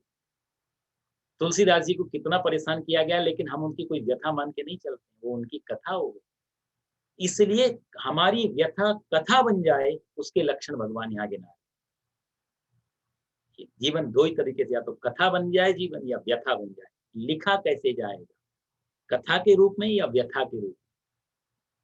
भगवान कहते हैं गतव व्यथा, जिसका सारी व्यथा चली गई है, और सर्वारंभ परित्यागी, सारे आरंभों का जो परित्याग कर दिया है, जो किसी वासना की शुरुआत नहीं करता है, जहां कोई कोई ऐसा नहीं रह गया कि ये मेरी कामना अधूरी रह गई, ये मुझे शुरुआत करनी थी, इसका मुझे, इसको मुझे फिनिश करना था। जहां कोई ऐसा एम नहीं बचता, जीवन जैसे चल रहा। देखो साहब, एक लड़का था, महात्मा जी के आश्रम में रहता था बहुत समय से। 3-4 भाई थे, उसके माता पिता थे। महात्मा जी से बोला कि मन शांत करना है, कुछ बताओ। महात्मा जी बोले इधर ही रह जा, कहाँ चक्कर में पड़ा है। बोला नहीं, पिताजी बोल रहे हैं कि तेरी सगाई कर देते हैं। तो महात्मा जी बोले अच्छा, सगाई का आया है मतलब, इसका मतलब तू मेरे से गया। थोड़े दिन बाद आया, अरे महाराज जी मेरी शादी भी हो गई। बोला तू अपने आप से भी गया। थोड़े दिन बाद आया कि महाराज जी बच्चे भी हो गए। बोला फिर तो तू परिवार से भी गया। भाई जहां अपने 2 बच्चे, फिर पड़ोसी के बच्चे किस काम? तो एक एक चीज आती गई, एक एक चीज से तू जाता रहा। चेला बोला लेकिन बहुत दुखी, बहुत परेशान हूँ, प्यार मेरे को बहुत करते हैं घर वाले। महात्मा जी बोले तुझे प्रैक्टिकल देखना है कि प्यार करते हैं नहीं? बोला हाँ। तो महात्मा जी बोले फिर इधर रहे। महात्मा जी ने उसको एक टेक्निक सिखा दी कि वो बेहोश हो कर देते थे उसे, और अंदर धड़कन चलती रहती थी, सांस अंदर ही अंदर होती, बाहर से पता नहीं लगता, पल्स वगैरह रुक जाती थी। ये एक योग की प्रक्रिया आती है। महात्मा जी ने 30-40 दिन लगा के उसको प्रक्रिया सिखा दी और कहा तू घर जाना, और घर जा करके ऐसी हालत अपनी बना लेना, अब तेरे को पता लग जाए कौन तेरे से कितना प्यार करता है। वो अंदर गया, घर में जाकर के उसने थोड़ा पेट दर्द का ये सब बहाना किया और सांस रोक के पड़ गया। अब देखा, हिलाया डुलाया तो कुछ भी नहीं, पल्स देखी तो पल्स नहीं आ रही है। डॉक्टर बुलाए, वैद्य जी ने बोला ये तो मर गया। अब तो घर में हाहाकार मच गया। पत्नी कहे देखो अभी तो आप, मेरी शादी हुई थी, छोटे बच्चे थे, कौन पालेगा इनको। और पत्नी बोली हलवा बनाया था तुम्हारे लिए, सोचा तुम आओगे हलवा खाएंगे, अब तुम चलेगा भी, हलवा भी बेकार हो जाएगा। अब लोग आए, पड़ोसी आए, उससे पहले थोड़ा हलवा मैं तो चख लूं, बाद में तो रोना ही रोना है सारा दिन, किसी के सामने खा नहीं सकती। तो बेचारी चुपचाप से जाके कोने में जाके हलवा खा रही है। अब ये देख रहा है, ये वही पत्नी है, छाती पीट रही है और कोने में हलवा भी खा रही। थोड़ी देर बाद पिता माता भाई बंधु सब इकट्ठे हो गए, क्या करें। महात्मा जी भी आए। महात्मा जी आए तो लोगों ने, महात्मा जी ने पूछा क्या हुआ। लोग बोले अब देखो आपका ही चेला था, इतने वर्षों से आपके साथ में था, चला गया बेचारा, बच्चे हैं छोटे छोटे, पत्नी है, नई नई शादी है, माता पिता है, कितना बड़ा दुख। गुरु जी बोले ओहो बहुत बुरा हुआ इसको तो, चलो। बोला नहीं महात्मा जी कोई उपाय हो तो बताओ। बोले उपाय तो एक है। बोला क्या है। बोला दूध लाओ। कटोरे में दूध मंगाया। अब महात्मा जी ने क्या किया, वो दूध में थोड़ा उंगली ऐसे ऐसे ऐसे मंत्र मंत्र किए कुछ। महात्मा जी को मालूम था कि बंदा जिंदा ही, चेला जिंदा। ऊपर से मंत्र मंत्र बेलाए, उसके ऊपर से 7 बार घुमाया। बोला देखो एक कंडीशन है, ये दूध जो पिएगा वो मर जाएगा और ये जीवित हो जाएगा, ये बच जाएगा वो मर जाएगा, दूध पीने वाला तत्काल। बताओ कौन तैयार है। पिताजी की तरफ कटोरा बढ़ाया, पिताजी घबराए, बोले मेरे 3 बच्चे और हैं महात्मा जी, प्यार तो बहुत करता हूँ पर इतना भी नहीं, अभी तो ये हमारी बुढ़िया बीच में, ये क्या करेगी, इसका तो ये हमारे जीवन संगिनी है, तो ऐसा करो हमारे 3 बेटे हम संतोष कर लेंगे। माता की तरफ ले गई, माता बोली अब मैं चली गई तो इनको खाना पीना कौन देगा, बहुएं तो सुनती नहीं है, इनके लिए तो मुझे जीना ही पड़ेगा। बेटा चलो एक था, हम 3 को नहीं मान के, एक सोचेंगे वो ही पैदा ही नहीं हुआ था। महात्मा जी प्यार तो बहुत करते हैं पर इतना नहीं कि दूध पी लें। पत्नी की तरफ कटोरा बढ़ाया, पत्नी बेचारी बोली देखो मेरे पिताजी के पास धन की कमी नहीं है, बड़ा मकान है, बड़ा धन है, ये 2 बच्चे भी दे दिए हैं, इनके सारे जीवन गुजार लूंगी, मर मैं नहीं मरती है। इनके माता पिता जिन्होंने जन्म दिया वो नहीं मर रहे, मैं क्यों दूध पीऊं, मेरे माता पिता तो जिंदा है अभी। आप जब माता पिता ने मना कर दिया, पत्नी ने भी मना कर दिया, तो भाई बंधुओं की तरफ बढ़ाया, भाई बंधु भी बेचारे, उन्होंने भी अपने अपने बहाने बनाए। और गांव वाले अड़ोसी पड़ोसी जो खड़े थे वो भागे कि सब मना कर रहे हैं कि अब ये दूध का कटोरा हमारी तरफ ना आने लगे। तो जो भीड़ थी वहां सांत्वना संवेदना देने वाली, जो मैं आपको भी बता रहा था, वो सांत्वना संवेदना देने, दुख प्रकट करने जितने लोग आए, 1 मिनट में सारा चबूतरा खाली हो गया, कोई नहीं दिखा। क्योंकि खतरनाक काम है, दूध का कटोरा कहीं इधर आया और मना करना पड़ा। भविष्य में भी लोग याद करेंगे तो मैंने मना किया। महात्मा जी बोले अरे देखो कोई भी तैयार नहीं, अब ये अंदर अंदर बैठ के देख रहा है सब तमाशा। तो महात्मा जी बोले फिर देखो कोई भी तैयार नहीं तो क्या करें। बोला हम पी लें। अरे महाराज क्या बात, आपने दिल की, संतों का तो जीवन ही परोपकार के लिए होता है, परोपकाराय सताम विभूतया, आपका तो जन्म ही इसीलिए हुआ है। और आप यदि चले भी गए तो आप चिंता मत करो, आपकी समाधि बनाएंगे, समाधि पे मेले लगवाएंगे, आरती पूजा होगी, आपका भंडारा होगा, आप आपके लिए बहुत कुछ करेंगे महाराज जी, आपके आगे नहीं पीछे नहीं आपके। महात्मा जी बोले ठीक है फिर हम ही पी लेते हैं। महात्मा जी ने वो दूध पूरा पी लिया। और पीने के बाद में लड़के को बोला उठ बेटा मेरे साथ में, देख लिया संसार मेरे मन भोलेनाथ, सब मतलब का यार मेरे मन भोलेनाथ, यहाँ सब स्वार्थ का रिश्ता। अब जब उठ के खड़ा हो गया तो सब वापस निकल आए, अरे बेटा, अरे पति, कोई पति, कोई भैया, कोई। बेटा बोला नहीं नहीं अब नहीं, असलियत पता लगी, जाने से पहले असलियत पता लगी क्या, अब कोई नहीं। तो कहने का अर्थ यह है कि सर्वारंभ परित्यागी यो मद्भक्ता समे प्रिया, जहाँ वासना भी दूसरों के कारण या अपने कारण शुरू होती है, जब अपना और दूसरा कोई कारण ही नहीं बचा, सिर्फ जीवन दिया है और वो चल रहा है, तो फिर कोई वासना शुरू नहीं हो पाती। उसका भगवान कहते हैं सर्वारंभ परित्यागी, जो सब आरंभ से परित्याग कर देता है उसी को, वो भक्त मेरे को बहुत प्रिय है। आगे भगवान कहते हैं, आज अध्याय समाप्त करना है इसलिए थोड़ा आगे बढ़ना पड़ेगा। 17वां श्लोक है, यो न हृष्यति न द्वेष्टि न शोचति न कांक्षति शुभाशुभ परित्यागी भक्तिमान्या समे प्रियः शमः शत्रौ च मित्रे च तथा मानापमानयोः शीतोष्ण सुख दुखेषु समः संगा विवर्जितः। भगवान कहते हैं यहाँ पर 17वें श्लोक में, यो न हृष्यति न द्वेष्टि, जो ना हृष्यति मतलब ना हर्षित होता है, ना द्वेष्टि ना द्वेष करता है, ना सोचती, ना शोक करता है, ना कांक्षति, ना कोई कामना करता है, शुभ अशुभ परित्यागी, शुभ और अशुभ दोनों का जो परित्याग कर देता है, वो भक्त मेरे को बहुत प्रिय है। और अगली लाइन में कहते हैं, इसीलिए अर्जुन समा शत्रु च मित्रे च, जो शत्रु में और मित्र में दोनों में समान है, शत्रु में भी समान है, मित्र में भी समान है, तथा और मानापमानयो हो, मान में और अपमान में वहां पर भी जो इक्वल है, वहां पर भी जो समान है।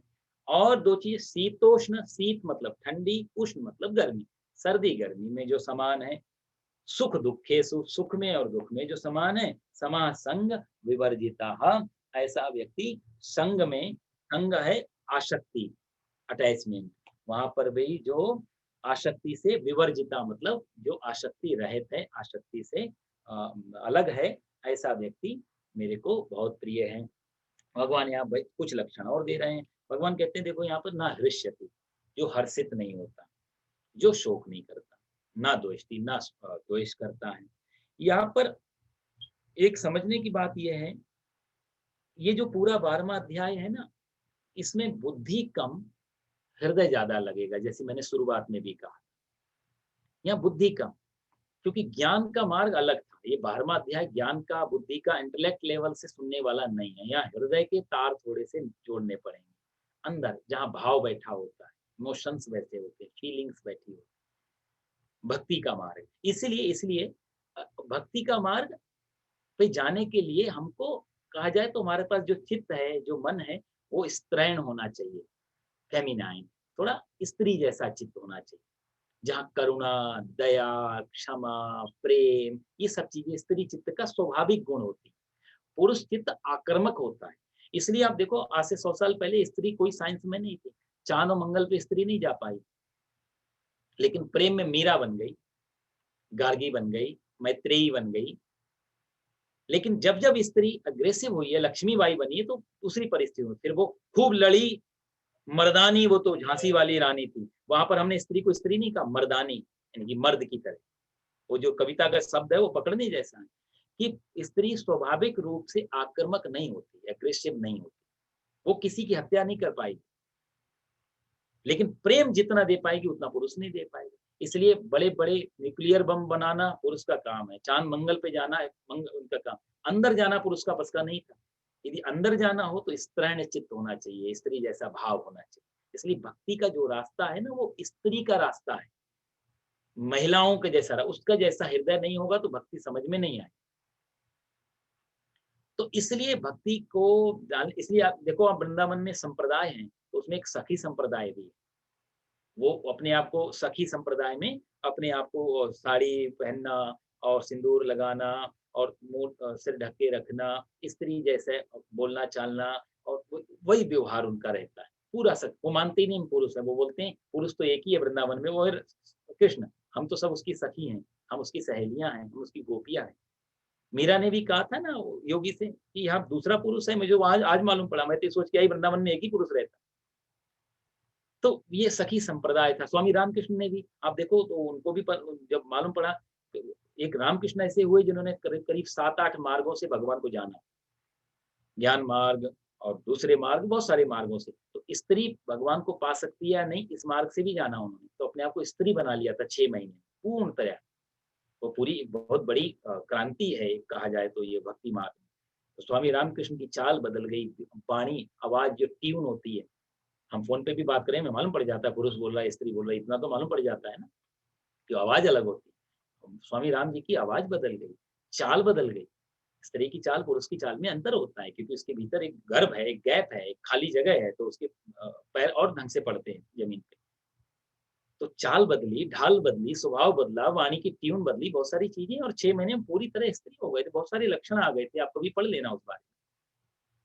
और अंत में जब पा लिया उन्होंने परमात्मा को, तो उन्होंने सिद्ध कर दिया कि जो जितना शीघ्रता से पुरुष पा सकता है परमात्मा को, उससे जल्दी स्त्री पा सकती है, क्योंकि उसके लिए हटाने के लिए गंदगी कम होती है, क्रोध कम है, जेलसी कम है, वो बाकी जो दुर्गुण है वो बहुत कम होते हैं। उसके अंदर प्रेम स्वाभाविक है, करुणा स्वाभाविक है, दया स्वाभाविक है, स्नेह स्वाभाविक है, ये अंदर उसके ऑलरेडी। पुरुष को पैदा करने पड़ते हैं, स्त्री लेकर के आती है। पृथ्वी। इसलिए ये जो भक्ति का मार्ग है, ये पुरुष और स्त्री में स्त्री का मार्ग है। और कोई तो स्त्री का मार्ग का मतलब ये नहीं कि पुरुष भक्ति कर नहीं सकता। हर पुरुष के अंदर भी एक स्त्री छुपी रहती है। यदि हमें कहीं-कहीं दया आ जाती है, वो हमारा स्त्रैण चित्त है। और किसी स्त्री को यदि बहुत भयंकर क्रोध आता है, तो उसका पुरुष चित्त है। क्योंकि हमारा वैज्ञानिक तो अब कहते हैं, हमारी गीता तो 5000 साल से कह रही है कि हमारा जो निर्माण हुआ है वो स्त्री से नहीं हुआ, पुरुष से भी नहीं, दोनों से मिलके हुआ ना साहब। तो जब दोनों से मिलके हम निर्माण हुए, तो हमारे अंदर दोनों चीजें होनी चाहिए। हाँ, ये यदि हम पुरुष के शरीर में है तो 60% पुरुष हैं और 40% स्त्री हैं। कोई स्त्री के शरीर में है तो 60% स्त्री और 40% पुरुष है। वो मात्रा का फर्क है, क्वांटिटी का फर्क है, क्वालिटी में फर्क नहीं है। तो दोनों के निर्माण की वजह से दोनों चीजें हर इंसान के अंदर, तो जब स्त्री किसी कारण से जब पुरुष जैसा लक्षण पैदा करती है, तो उसका वो 40% जो दबा था उसको फ्रंट पे ले आती है। और जब पुरुष भक्ति मार्ग में जाता है या कोई दया करुणा स्नेह में आता है, तो उसके अंदर जो 40% स्त्री दबी है तभी। शांति बिना स्त्री की नहीं हो सकती है, युद्ध बिना पुरुष के नहीं हो सकती। चित्त की बात कर रहा हूं मैं, शरीर की नहीं। यदि आज महिलाएं आर्मी में जा रही हैं, तो पुरुष चित्त पैदा करना जरूरी है। क्योंकि उनका जो स्वाभाविक गुण है दया करुणा, यदि वैसे लेकर के और बॉर्डर पे खड़ी कर दी जाए, तो देश के लिए खतरा। उस स्त्री को पुरुष बनना पड़ेगा। इसका मतलब ये नहीं कि पुरुष बड़ा या छोटा, ये चित्त, ये जो साइकोलॉजी है, जो मानसिकता है कि हमलावर, तो पुरुष हमलावर है, आक्रामक है, अटैकर है। स्त्री ग्राह्य है, जो आता है समेट लेती है अपने आप। इसलिए गर्भ की सुविधा स्त्री को दी प्रकृति ने, पुरुष को नहीं दी। क्योंकि वो झेल ही नहीं पाएगा 9 महीने। स्त्री झेल, इतनी बड़ी सहन शक्ति, 9 महीने तक पेट में रखना, कितनी चीजों का ख्याल रखना है, अपनी चलना फिरना उठना बैठना सब चीजों, और फिर एक बच्चे को इस दुनिया में लाना, इतना पेशेंस पुरुष के पास कभी भी नहीं था। तो प्रकृति भी जानती है कि ये चित्त को ये सुविधा देना मतलब खतरे में डालना एक नई नई प्राणी को, नई जीव। तो ये आप समझ लेना कि भक्ति मार्ग पुरुष का मार्ग नहीं है। यदि हम पुरुष बन करके अपने जो पुरुष का चित्त लेकर के यदि हम भक्ति में उतरेंगे, तो वहां हमारी यात्रा सफल नहीं होगी। और जो ज्ञान का मार्ग है वो स्त्री का मार्ग नहीं। वहां आर्ग्यूमेंट्स होंगे, तर्क होंगे। तो वहां यदि कोई स्त्री स्त्री बन करके प्रवेश करेगी, तो उसका वो सुलभ सफलता नहीं, उसको फिर पुरुष बनना पड़ेगा। ज्ञान मार्ग पुरुष का मार्ग है, भक्ति मार्ग स्त्री चित्त का मार्ग है। ये फर्क दिमाग में रखना बहुत जरूरी पड़ेगा। तो भगवान यहाँ कहते कि योना हर्षति, जो हर्षित नहीं होता, जो शोक नहीं करता, जो जिसके लिए कोई न कांक्षति, न सोच चिंता नहीं करता। देखो साहब, ये सब कौन करता है? ये पुरुष ज्यादा चिंता करता है, मेरा राज्य कहाँ तक, मेरा घर कहाँ तक, सारी कामनाएं इच्छाएं। और स्त्री के अंदर बहुत ज्यादा इस तरह की इच्छाएं नहीं होती, उसकी बहुत सीमित थी। पुरुष चाहता था, देखो सिकंदर पूरा कहाँ से ग्रीक से चला, कहाँ कहाँ तक लूट के चला। स्त्री की बस की कभी कोई कहानी सुनी आपने? कोई स्त्री ऐसे करके हाथी पे चढ़ के निकली और पूरी दुनिया जीतने के लिए? उस बेचारी के लिए कुछ नहीं, उसका परिवार सुरक्षित रहे वो तो काफी है। इच्छाएं बहुत सीमित थी। सिकंदर था, उससे कहा किसी ने एक दुनिया जीत लेगा, दुनिया तो दूसरी है ही नहीं, पूरी दुनिया का तो सम्राट बन जाएगा, फिर क्या करेगा? तो कहते हैं उसको डिप्रेशन में आ गया कि मैंने ये तो सोचा ही नहीं, पूरी दुनिया जब मैं जीत लूंगा तब मैं क्या करूंगा, दूसरी दुनिया तो जीतने के लिए नहीं। ये पुरुष चित्त का दिमाग, कामना नहीं करता है। तो कहने मतलब शॉर्टकट में मैं बताऊं कि जो अंतर्मुखी है, जो इंट्रोवर्ट है, वो स्त्रैण चित्त है। जो एक्सट्रोवर्ट है, बहिर्मुखी है, वो पुरुष चित्त है। जो आदमी जितना ज्यादा एक्सट्रोवर्ट होगा, समझ लो उसके अंदर पुरुष का परसेंटेज ज्यादा है, चाहे वो स्त्री के शरीर में हो चाहे पुरुष के शरीर में। कोई इंट्रोवर्ट है, अंतर्मुखी ज्यादा है, वो चाहे स्त्री के शरीर में हो चाहे पुरुष के शरीर में हो, वो फिर स्त्रैण चित्त। तो जो इंट्रोवर्ट है वो भक्ति में चले जा सकते, उनके लिए आसान रास्ता होगा। जो एक्सट्रोवर्ट है, तोड़ तोड़ के जानना चाहते हैं, जैसे एक फूल आपके हाथ में दिया, अब एक एक वही फूल कवि के हाथ में रख दिया, किसी फिलोसोफर के हाथ में रख दिया, है ना, किसी किसी भक्ति स्त्री के हाथ में रख दिया, तो उसका डेफिनेशन अलग होंगी। वो कलर देखेंगे, वो खुशबू देखेंगे, वो डिजाइन देखेंगे, वो उसकी सुंदरता देखेंगे। लेकिन वही यदि हमने किसी मैथमेटिक्स के हाथ में रख दिया, कोई साइंटिस्ट के हाथ में रख दिया, कोई बॉटनी प्रोफेसर के हाथ में रख दिया, ये फूल है आप बताओ सुंदरता, वो कहेगा यहाँ क्या सुंदरता, आप लैब में चलो, तो तोड़ेगा। आप देखो उसी फूल को एक कवि उसको सामने रख के कविता लिखना चालू करेगा, एक स्त्री बालों में सजाने का प्रयास करेगी, उसी फूल को बिना तोड़े, बिना हार्म किए, बिना बिना कोई ब्रेक किए उसी फूल को अपने हिसाब से डिफाइन करेगी और वैज्ञानिक उसी फूल को तोड़-तोड़ के उसके अंदर से निकालेगा इसमें क्या-क्या चीज़ें, क्या न्यूट्रिशन है, क्या। तो पुरुष चित्त का मतलब होता है वो तोड़ता है चीज़ों को, फिर असर तो ज्ञान का मार्ग तोड़-तोड़ के भीतर से चीज़ें लाता है। स्त्री चित्त जोड़ के लाती है। ये अंतर है इंट्रोवर्ट और एक्सट्रोवर्ट में। तो यहाँ पूरा अध्याय ये इंट्रोवर्ट का चल रहा है, अंतर्मुखी। कर ये सारी योना हर्षति, कोई हर्षित भी नहीं होता, कोई दुखी, ये सब अंदर की तो बातें हैं, कोई बाहर की तो कोई बात ही नहीं। न कांक्षति, न सोचति, शुभ-अशुभ परित्यागी, दोनों को जो छोड़ देता है जो। तो यहाँ ये भी एक बाधा हो जाती है कि योना हर्षति, भगवान कहते हैं क्या क्या हर्ष, खुशी होना परमात्मा के रास्ते में बाधा है? क्या हर्षित होना नहीं चाहिए? हम तो पूरी दुनिया को सिखाते हैं कि खुश रहो, खुश रहो, खुश। यहाँ भगवान कहते हैं योना हर्षति, और हम कई बार पढ़ के और आगे निकल जाते हैं, ध्यान नहीं देते, प्रश्न उठ सकता है। हम सदा कहते हैं सदा सुखी रहो, भगवान कहते हैं यो ना हर्षति, जो खुशी नहीं रहता, इसका मतलब जो दुखी रहता है। या हर्ष होना परमात्मा से मिलने में कोई बाधा पड़ेगी? नहीं। क्या अर्थ होगा इसका? बहुत सोच रहे, एक इसलिए आगे बढ़ने का मन ही नहीं करता। कई बार कुछ चीजें ऐसी देते हैं भगवान कि खुश रहना भी बाधा है, ऐसा प्रश्न निकला था कई बार कि भगवान ने क्यों कहा कि जो खुशी नहीं रहता, जो जो हर्ष नहीं रखता, हर्षित नहीं होता, वो मेरे को प्रिय है। तो हर्ष करना, खुश रहना, हंसना क्या क्या भगवान को ठीक नहीं लगता? बोला नहीं। कहने का अर्थ ये था कि हम खुश कब होते हैं? क्या हमारी खुशी नेचुरल है या हम किसी दुख को छुपाने के लिए खुश होते हैं? अक्सर हमारे जीवन के जो मौके हैं वो इतने पीड़ादायक हैं, उन पे पर्दा डालने के लिए हम खुश होने के, हर्षित होने के मौके ढूंढते हैं। उसके बारे में भगवान बात कर रहे हैं, योना है जो मौका नहीं खोजता इधर से कि यहाँ हम दुखी तो वहां चल के हम थोड़ा सुख ले लें। इस पे पर्दा डाल दें। 80 से 90% हमारी खुशी के मौके हमारे दुख को भुलाने के उपाय होते हैं।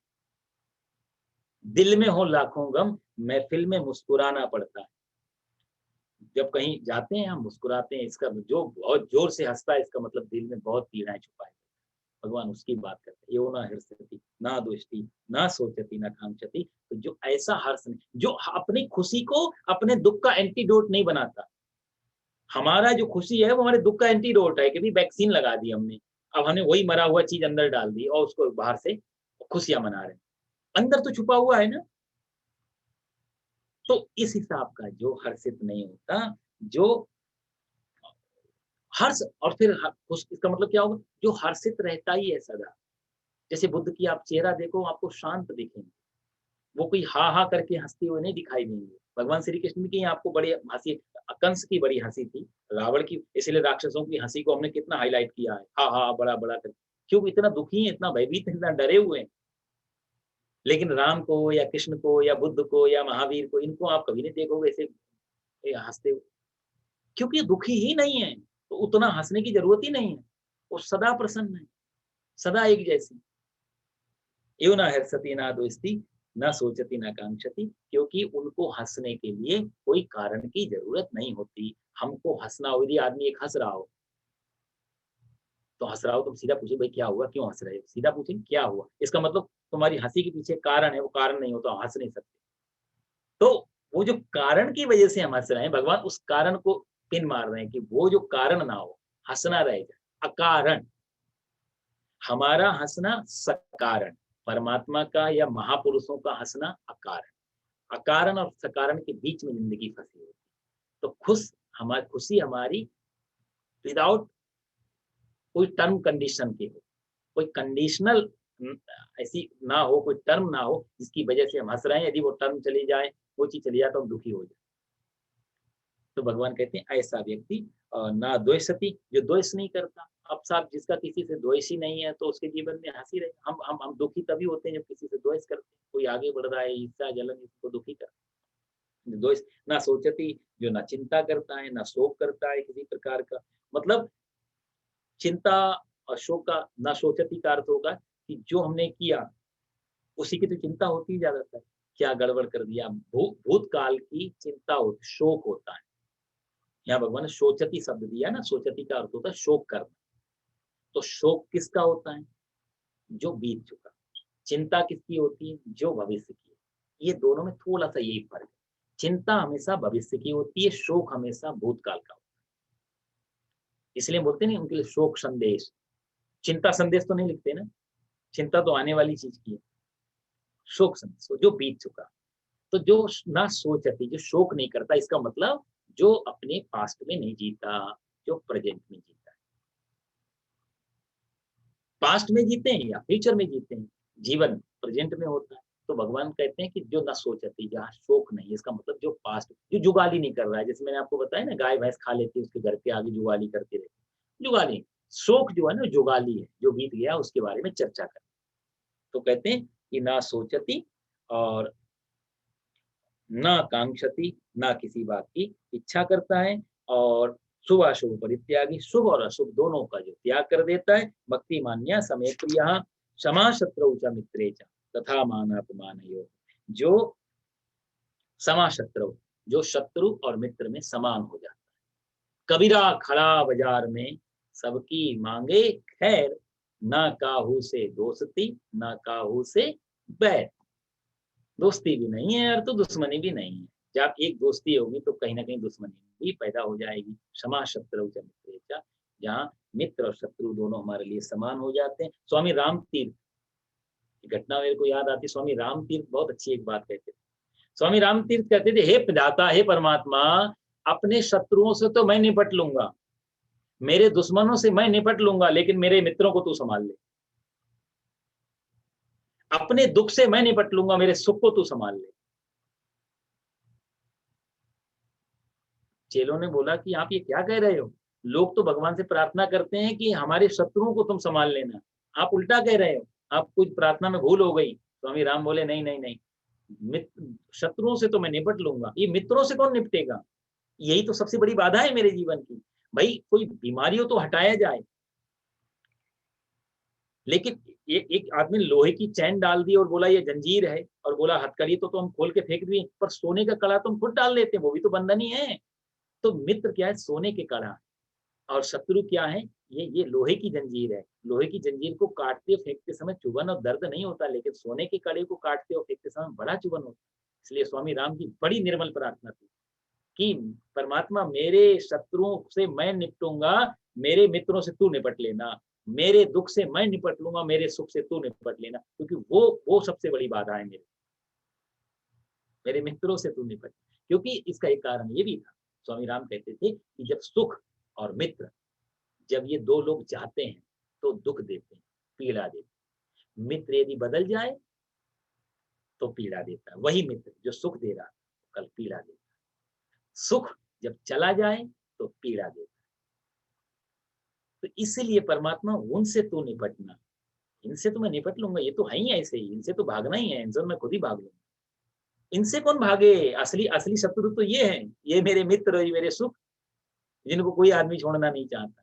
क्षमा शत्रु च मित्रे च, तथा तथा मान अपमान, जो इन दोनों में समान है, जो दोनों की चिंता नहीं करता।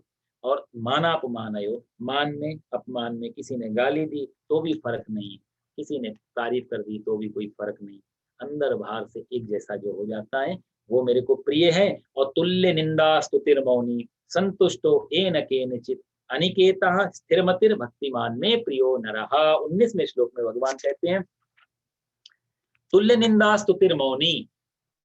तुल्य मतलब समान, निंदा स्तुति, मौनी मौनी, और संतुष्टो कहते हैं कि जो निंदा और स्तुति में तुल्य मतलब समान है, मौनी मतलब मननशील है, और एन केनचित किसी भी प्रकार से संतुष्ट संतुष्ट है, अनिकेता जहाँ जिसका कोई अटैचमेंट नहीं है रहने के स्थान में, स्थिरमति एकदम स्थिर है, भक्ति मानना, भक्ति माना नरा में प्रिया, ऐसा भक्त मेरे को प्रिय है। और अंतिम श्लोक भी साथ में ले लेते हैं, ये तो धर्म्यामृतमिदम यतो यथोक्तम पर्युपासते, श्रद्धाना मत परमा भक्तास्तेतीव में प्रिया। कहते हैं परंतु ये अर्जुन, ये श्रद्धाना श्रद्धा पूर्वक, मत परमा मेरे परायण हुए, भक्त भक्त, इदम ये धर्म्यामृतम धर्म में अमृत, जो मैंने कहा है उक्त यथा उक्तम, जैसा मैंने कहा है सेम वैसा ही, पर्युपासते, उनको जो धारण कर लेता है, उनको जो सेवन करता है, ते में अतीव प्रिया। या भगवान कहते हैं वो भक्त मेरे को बहुत प्रिय है। देखो जब अभी तक भगवान कहते थे मैं प्रिया मैं प्रिया मैं, अंतिम में भगवान कह दिया कि इन सब लक्षणों को जो धारण करता है अतीव प्रिया, यहाँ अति सदल, मेरे को बहुत अच्छा लगता है। कौन कौन लोग? तो यह भगवान ने तुल्य निंदा स्तुति मौन, भगवान ने दो चीजें बताई, तो निंदा और स्तुति में जो समान समझता है। इस चीज को हम थोड़ा सा समझेंगे, फिर आगे। निंदा और स्तुति को हम समान समझता है। निंदा मतलब हमारी कोई क्रिटिसाइज कर रहा है, हमारी कोई पीछे चुगली कर रहा है उसको, और स्तुति हमारी तारीफ कर रहा है। भगवान कहते हैं दोनों को समान समझ लेता है। दोनों को समान कैसे समझा जाए? हम लोग क्या करते हैं, तारीफ होती है तो खुशी होती है, निंदा होती है तो बुरा लगता है। तारीफ हमें हंसाती है, निंदा हमें रुलाती है। भगवान कहते हैं दोनों को जो समान समझ लेता है। इन दोनों को समान समझने के पीछे कारण क्या है कि सुख और दुख दोनों में समान हो जाता है यदि इनको समान समझा। क्योंकि निंदा पीड़ा देती है और तारीफ जो स्तुति है हमारी, वो हमारे हमारे को कहीं ना कहीं सुख आनंद प्रदान करती है। कारण क्या है निंदा और स्तुति में? कारण ये है, इसके पीछे अहंकार होता है। जैसे कि मैं मान के चलता हूँ मैं बहुत विद्वान हूँ, हर आदमी मान के चलता, कोई अपने आप को मूर्ख नहीं बोलता कि आप तो बड़े विद्वान। अब मैंने शीशे के आगे जाके कहा कि मैं कितना विद्वान, और यही बात आपने मेरे को कह दी कि आप तो बहुत बड़े विद्वान, तो मेरे अहंकार को पोषण मिल जाएगा कि जैसा मैं अपने बारे में सोचता था वैसा आपने भी कह दिया। अपने आप पे किसी को भरोसा नहीं होता, जब दूसरा कोई कुछ कह देता है तो तुरंत हम फूल के कुप्पा हो जाते। कोई आदमी कहे कि आप बड़े सुंदर हैं, कौन आदमी इस दुनिया में जो कहे मैं सुंदर नहीं हूँ? हर आदमी शीशे के आगे कहता है मैं सुंदर हूँ, और यही जब वही बात जब दूसरा कोई कहे कि आप तो बहुत हैंडसम हो, आप बहुत ब्यूटीफुल हो, तो हम बड़ा अहंकार को तरफ देखा, ऐसा ही तो मैं सोचता था, इसने भी कह दिया। वो स्तुति, वो हमको हमारे अहंकार को भोजन है। तो अहंकार का भोजन है स्तुति, अहंकार का भोजन है तारीफ, कि जैसा मैं अपने आप के बारे में सोचता था वैसा ही आप बोल रहे हो, इसलिए सुख मिलता है। तुम्हारे कारण नहीं, मैं खुद सोचता था अपने बारे में ऐसा, और आपने स्टंप लगा दिया, इसलिए सुख मिलता है। ये स्तुति। और निंदा ठीक इसका उल्टा, क्योंकि मैं अपने बारे में मैं मान के चलता हूँ मैं बहुत सुंदर हूँ, और आपने बोल दिया कि तुम्हारे जैसा व्यक्ति पैदा ही क्यों किया भगवान ने? क्या कोई कमी रह गई थी? कोई मटेरियल कम हो गया था क्या? ऐसी कुरूप शकल पाई? बड़ी चोट लगती सुनते हुए। अपने मैंने तो कभी नहीं सोचा मैं कुरूप, पर आप कह रहे हो, तो वो उसी अहंकार जिसको चार लोगों ने बड़ा किया है, उसी पे आप चोट कर रहे हैं, तो वह निंदा दुख देगा। एक चीज मैं आपको गहरी बात और बताऊं, भगवान श्री कृष्ण की जो क्या भाव है, स्तुति तारीफ जितनी झूठी होगी, जितनी असत्य होगी, उतना ज्यादा सुख देगी। निंदा जितनी सत्य के करीब होगी, जितना सही होगी, उतना दुख देगी। समझने जैसे उदाहरण से पहले हम निंदा को ले या हम स्तुति को ले। आपके पास आंख है, आप देख पा रहे हैं, और मैंने बोला है क्या है, उसको अंधा है बिल्कुल। आपके पास आंख है और मैंने आपको अंधा बोला, आपको कितनी देर तक चुभन होगी? मैंने आपकी निंदा और स्तुति जो, या निंदा, झूठी निंदा की, सच्ची निंदा नहीं की, झूठी निंदा की। मैंने कहा निंदा सत्य के करीब होगी तो ज्यादा दुख देती है। मैंने झूठी निंदा की, आपके पास आंखें और मैंने अंधा बोल दिया, आप ज्यादा देर ध्यान नहीं रखोगे। लेकिन यदि आप अंधे हैं और मैंने आपको अंधा बोल दिया, सत्य के करीब है ये निंदा, ये आपको कई वर्षों तक याद रह सकती है। ये सारी महाभारत की जड़ भी यही है, सत्य की निंदा की थी द्रौपदी ने। अंधेरा, बाप को गाली दी थी अंधा, अंधे को अंधा कहा था, महाभारत पैदा हुआ। तुल्य निंदा स्तुतिर्मौनी, निंदा जितनी सत्य के करीब होगी उतना ज्यादा पीड़ा देगी। ज्यादा पीड़ा दे रही निंदा हमें, तो हम मान के चलना ये आदमी की बातों में कुछ सच्चाई है, क्योंकि वो अहंकार को चोट अंदर छू रही है, हमारे वीक पॉइंट्स को टच कर रहा है सामने वाला निंदा के माध्यम से, चाहे मालूम हो या ना मालूम। लेकिन स्तुति आप जितना मर्जी झूठी कह दो, अब मेरे को आप भगवान बना लो, आपको मैं बोलूं अरे साहब आप आ गए, आप तो परमात्मा स्वरूप हैं, अहो भाग्य हमारे। आप कभी विरोध नहीं करेंगे। कोई आदमी क्यों विरोध करेगा? हमको भगवान बना रहे हैं और तो उसमें गलत क्या है? कोई आदमी नहीं कहता नहीं, नहीं, नहीं, नहीं भगवान। अंदर से तो जानता है कि नहीं सही में भगवान के लायक हूँ तुम्हारे लिए।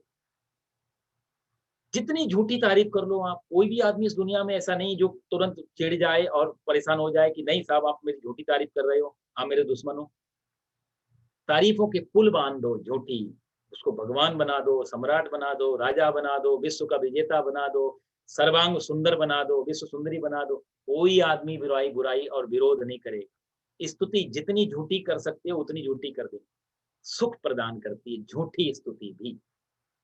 लेकिन निंदा सत्य भी बुरी लगती है। हमारे बारे में कुछ सत्य निंदा भी ना करे। भगवान बहुत गहरी बात यहाँ कहते हैं, तुल्य निंदा स्तुतिर्मौन।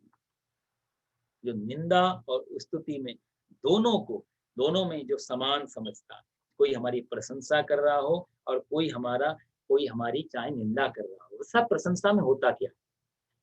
हमारा अहंकार एक होता है ईगो, जिसको मान के बैठे हम अच्छे हैं, हम भले हैं, हम ठीक है। और सामने वाला कोई हमारी प्रशंसा कर देता है, तो वो हमको ना प्रशंसा करने वाला 99% हमसे कुछ पाना चाहता है। कोई ना कोई स्वार्थ होता है। इसलिए कहते हैं कि सचिव वैद्य गुरु तीन प्रिय बोले भैया सुंदरकांड में, ये तीन लोग तुम्हारे लिए मीठा बोले। कौन? सचिव तुम्हारा कैबिनेट का मंत्री, वैद्य तुम्हारा डॉक्टर, और गुरु आपके गुरु जी। ये तीन लोग तुमसे बहुत मीठा मीठा बोले तो प्रिय बोले भयास, उसी समय डर जाना चाहिए, सावधान होना चाहिए, क्योंकि ये लोग मीठा नहीं बोल सकते। मीठा बोलने का अधिकार जो सत्य है वही बोलना चाहिए। तो बहुत मक्खन लगा रहे हैं उसका मतलब खतरा बिल्कुल सर पे है। तो अहंकार को पोषण मिलता है। तो जब सामने वाला कोई प्रशंसा करता है, इसका मतलब हमसे कुछ चाहता है। तो वो प्रशंसा के माध्यम से जो हमारा अहंकार की शराब है वो हमको पिला रहा है और हमको बेहोश कर रहा है। और बेहोश आदमी फिर कुछ भी कर सकता है। इसलिए प्रशंसा करके जो काम निकाले जा सकते हैं वो बुराई करके और सामान्य तरीके से नहीं निकाले जा सकते। इसलिए हमारे यहाँ खुशामद अली को सबसे बड़ा माना गया भारत में। खुशामद अली जब काम नहीं करेंगे तब थोड़ा-सा रिश्वत आएँगे और फिर दूसरे सिफारिश खान आएँगे। कहते 3 पावर होती हैं, एक तो रिश्वत अली, एक खुशामद बेग और एक सिफारिश खान। 3 हो तो पूरा दुनिया तुम्हारे साथ है। कोई भी काम बिगड़ता हुआ बन जाता है। भाई किसी का खुशामद कर लो, खुशामद कर दो, उसकी प्रशंसा कर दो और उससे काम नहीं बने, थोड़ी सिफारिश सोच सिफारिश लगा लो, साहब ये हम इनको जानते हैं, ये आपके ये और उससे भी काम नहीं बनता तो रिश्वत अली। थोड़ा देले के काम चल जाता है। 3 भारत के भाग्य विधाता हैं। 3 में से यदि तीनों जिसके पास है समझ लो वो तो सबसे ऊपर वाले पद पे बैठा है, उसको कोई दिक्कत ही नहीं। ये सब यहाँ भगवान कहते हैं तुल्य निंदा स्तुतिर्मौनि। स्तुति से आदमी हमको बेहोश करता है। ये कहा जाए तो ये एक तरीके की शराब है, एक ड्रग है। और एक बार इसकी आदत पड़ जाए सुनने की, बहुत मुश्किल खड़ी हो जाती है। हमको बेहोश कर देते हैं, हमसे फिर अपना काम निकलता है, हम पैरालाइज्ड हो जाते हैं, सरेंडर कर देते हैं। इसलिए भगवान ने बहुत सावधान किया अर्जुन को। तुल्य निंदा स्तुतिर्मौनि, कि दोनों को जो समान समझ लेता है। स्तुति में जिसको प्रसन्नता नहीं होती और निंदा में उस जो आदमी प्रशंसा में सुखी अनुभव नहीं करेगा, आप देख लेना उसके निंदा में उसको दुःख भी अनुभव नहीं। फिर बकती रहे दुनिया, क्या फ़र्क पड़ता है? हार चढ़ाओ और साथ दुनिया दोनों काम कर सकती है। महापुरुष इस बात को जानते हैं। आज आप फूल की माला चढ़ा रहे हैं महापुरुषों के ऊपर और यदि वो सुखी हो गए, तो वो कल दुखी होंगे, क्योंकि महापुरुष जानते हैं कि जो समाज मेरे लिए फूल की माला लेके आया है, यदि मेरे शत्रु ने किसी ने मेरे बारे में कुछ गलत कह दिया, तो वही फूल की माला जूतों की माला में बदलते देर नहीं लगेगी। तो मैं फूल की माला स्वीकार कर लेता हूँ, तो जूते की माला भी डलानी पड़ेगी। तो ऐसा होता रहा है, आप देखो। जहाँ-जहाँ फूल की मालाएँ पड़ी, वो यहाँ जूते की माला भी पड़ रही है। भगवान ने इसलिए साधकों को पहले ही सावधान कर दिया कि दोनों में जो समान समझता है, ऐसा साधक, कहा जाए तो इनडायरेक्टली कि साधक ऐसा भक्त, ऐसा साधक परमात्मा के रास्ते में ऐसा दूसरे की चिंता नहीं करता। जितने लक्षण है इसमें फ्रंट पे दूसरा है। दूसरे की चिंता नहीं करता, वो हमारे बारे में क्या बात करता है डजंट मैटर। मैं अपने बारे में क्या सोचता हूँ, परमात्मा मेरे बारे में क्या सोचता है, वो सबसे ज्यादा जरूरी है। दूसरा का कोई महत्व जीवन में नहीं रह जाता। तभी तुल्य निंदा स्तुति, तभी इस श्लोक का अर्थ समझ में आता। स्तुति और निंदा दोनों का कोई प्रभाव उसी को नहीं होगी जिसके लिए दूसरे का चिंता खत्म हो गई। दूसरे की देखो साहब, दो दो रास्ते हैं, एक राजनीतिक रास्ता है, एक धार्मिक रास्ता है। धार्मिक व्यक्ति अकेला खड़ा हो सकता है क्योंकि वो अपने आप में। राजनीतिक रास्ता अपने आप अकेला खड़ा नहीं हो सकता, उसके लिए दूसरे की जरूरत पड़ती है। तो राजनीति जितना परवाह करता है कि मेरे बारे में लोग क्या चर्चा करते हैं, उतना धार्मिक व्यक्ति तो चिंता नहीं करेगा। तो जो आदमी चिंता कर रहा है दूसरे मेरे बारे में क्या कह रहे हैं, उतना ही राजनीतिक बुद्धि है, क्योंकि राजनीति बिना दूसरे के हो नहीं सकती। दूसरे का वोट डालना पड़ेगा, दूसरे का सपोर्ट चाहिए, दूसरे का समर्थन चाहिए, तभी तो राजनीति में ऊपर जाओगे। तो राजनीति बिना दूसरे के नहीं हो सकती, और धर्म दूसरा बाधा बन जाता है, धर्म में यदि दूसरा आ जाए। आप देखो यही अंतर है, धर्म में दूसरा आना ही नहीं चाहिए, दूसरे की कोई वैल्यू नहीं, अकेला खड़ा हो, इसलिए धर्म अकेला खड़ा होता है, राजनीति दूसरों की वैसाखी पे खड़ी होती है। तुल्य निंदा स्तुति मौनी संतुष्टो यानी कि जहाँ निंदा से और स्तुति से दोनों से जो परे है। कबीरदास कहते हैं, निंदक नियरे राखिए घर में कुटी क्षमाए, बिन पानी साबुन बिना निर्मल करे सुभाए। निंदा करने वाले को तो अपने घर में रख लो, अपनी छत डाल करके, क्योंकि बिना साबुन के बिना पानी के हमको स्वच्छ और साफ कर रहा है। वो हमको बता रहा है बेचारा कितना मेहनत कर रहा है हमारे बारे में। हमको अपनी गलती ढूंढने में शायद इतना समय लगता है, वो तो तुरंत बता देता है, देखती गलती हुई फट बता देगा। हमको सुधारने में आसानी हो जाएगी, संभालने में आसानी हो जाएगी।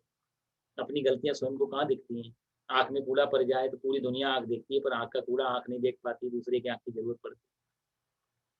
तो कबीरदास कहते हैं, इसलिए निंदक नहीं अरे राखिए घर में कुटी। और अंतिम भगवान कहते हैं मौनी। मौन में मतलब मननशील, मौनी मतलब का अर्थ मौन भी, जहाँ वाणी का कोई महत्व नहीं, अंदर से जो मौन या आंतरिक स्थिति मौन में। हम सब कई बार बाहर का मौन रखते हैं ना, यहाँ भगवान मौनी शब्द का दे रहे हैं कि जो अपने आप से बात नहीं करता।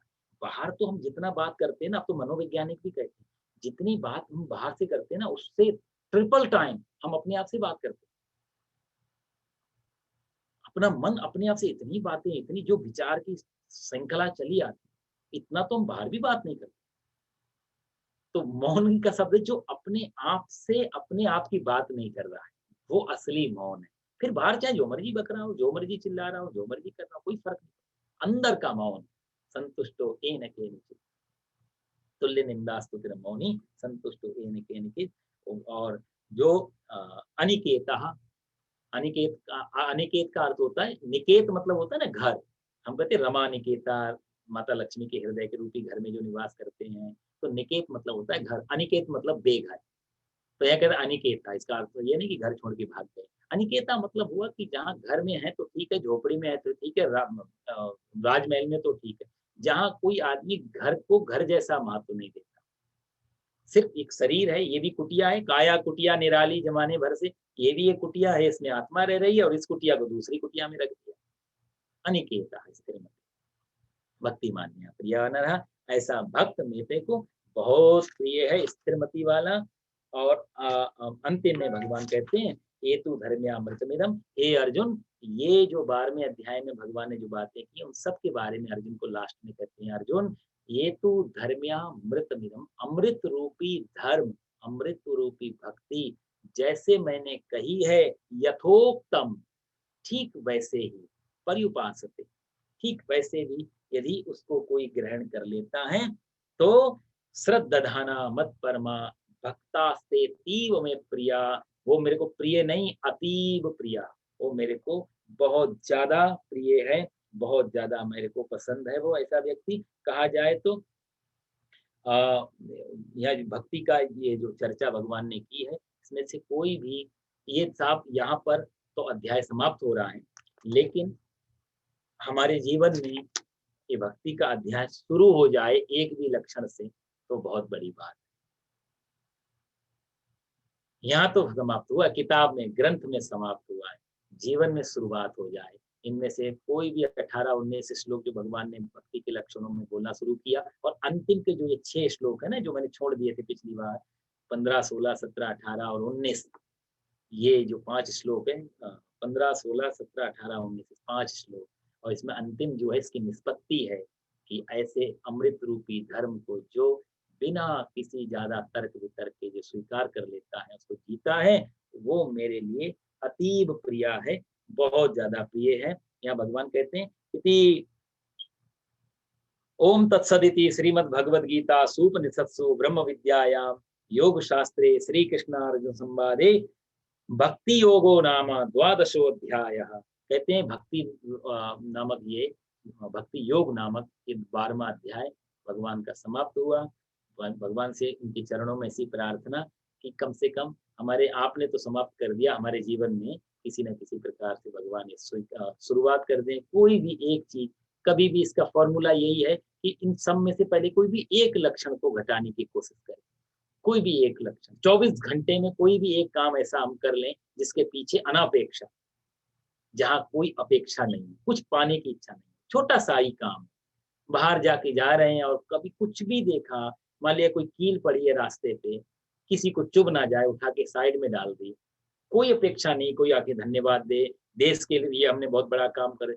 जरा सी भी कामना, वासना, भावना ना हो, विदाउट एनी एक्सपेक्टेशन, 24 घंटे में एक छोटा सा भी यदि काम हम करने लग जाएं, उससे पता लग जाएगा, ये 12वें अध्याय का अर्थ धीरे धीरे समझ में आने क्या।